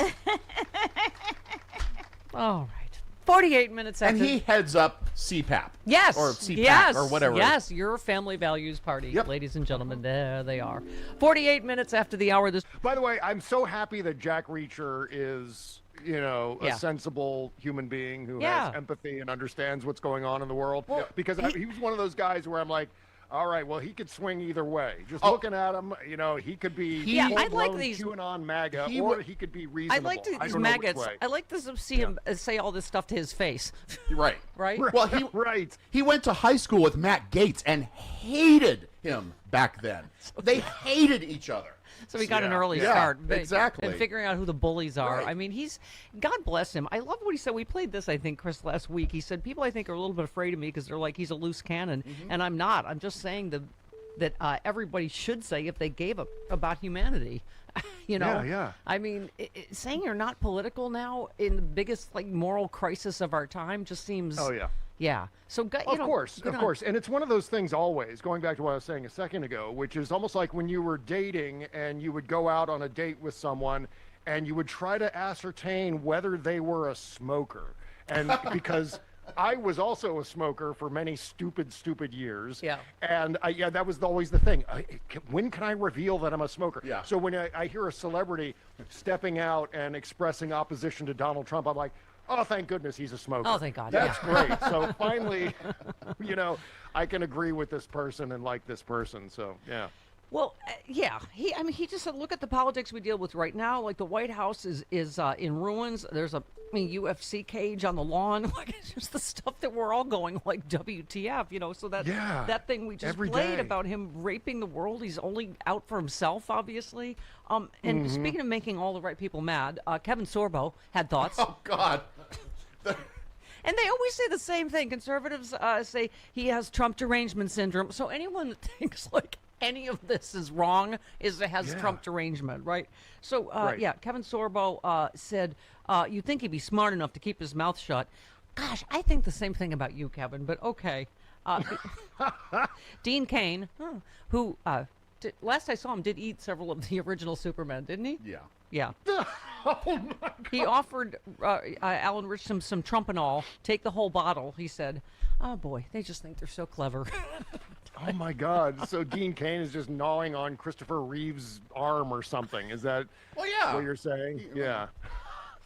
I saw a video. He's put on a few LBs, is what I was saying. Right. Well, this is obviously not the most important thing happening in the world, but I saw a video on Instagram of Jim Brewer. Oh, God. MAGA comedian Jim Brewer, questioning whether Donald Trump staged the Butler assassination attempt.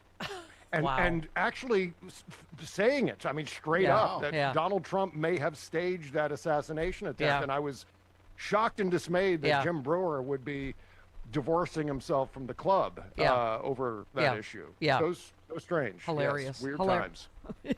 It is, right? The people like you'll go, yeah, and then you realize who Yeah, you're saying. You're like, oh, that's Nick Fuentes. I just said that was Yeah, Marjorie I Taylor mean- Greene. I just agreed with. Right, Jim Brewer is the goat boy in the coal mine, so to speak. Maybe he's indicative of MAGA abandoning ship. Oh boy. Yeah. Oh, all right. Oh, by the way, speaking of superheroes like Jack Reacher, thank you for saying that I have was it superhero sinew strength when I pulled your yam sack out of the brambles yes. on the bike path? Right. Yeah. Thank you. I was I mean, I am not a wrestling guy, but I suddenly in the middle of my show quoted Gorilla Monsoon from God. the 1980s.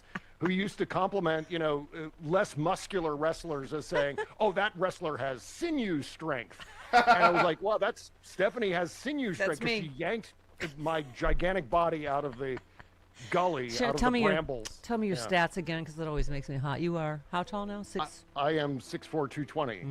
Yeah, That's what I said yesterday. Just like Donald Trump. Exactly like Donald Trump. Yes. And I'm 5'7". I'm 5'7", $110, and I just we have grab to wear that yam different sack. clothing. We have to wear different clothing just so people can tell us apart. That's how. Yes. Got to make sure we do that. So you reposted. Brian Kilmeade said, "Are you worried the tariffs put forward over the last couple of days will hurt the economy?" Trump, no, because it's bringing in hundreds of billions of dollars. And so you said, to be clear, he's talking about tax revenue seldom framed this way on cable news, but he's talking about higher taxes on American businesses and consumers generating obvious revenue from the federal government. Every tariff is a tax hike on Americans. Donald is a tax and spend fascist. That's a great way to put it.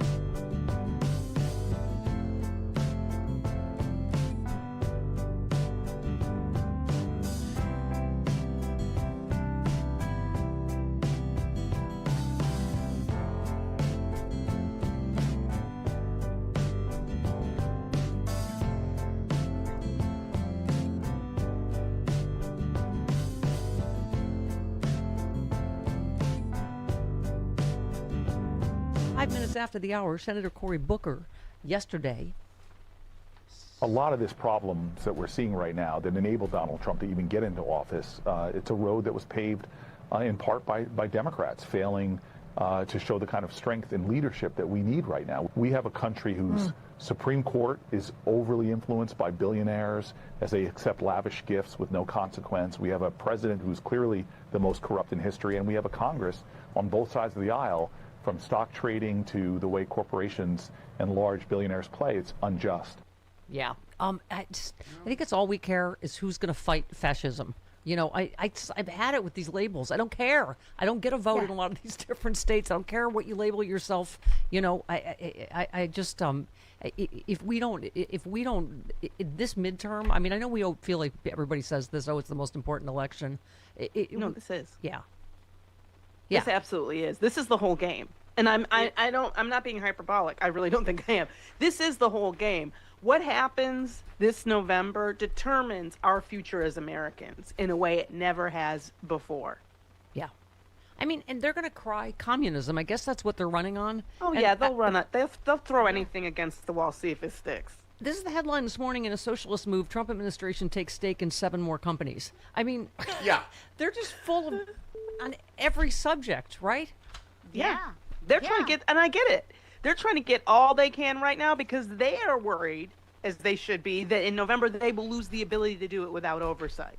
That's right. They're making every corporate contract they can make right now. Yeah. And I mean, with every country, with every economy, they possibly can just suck the money out of. And the good news is the SAVE Act is not going to pass. The headline is Trump hints at ousting Thune as Senate leader. Of course, he has no loyalty to anybody, but we were saying, now he's saying, I might pause the Todd Blanche nomination, wait till, well, let's just see how big a blue tsunami we can make, and then let's see what happens. I mean, there's part of me going, go ahead, blow up the filibuster, see what we could get done, if we have a blue Senate, right? We need to demand it.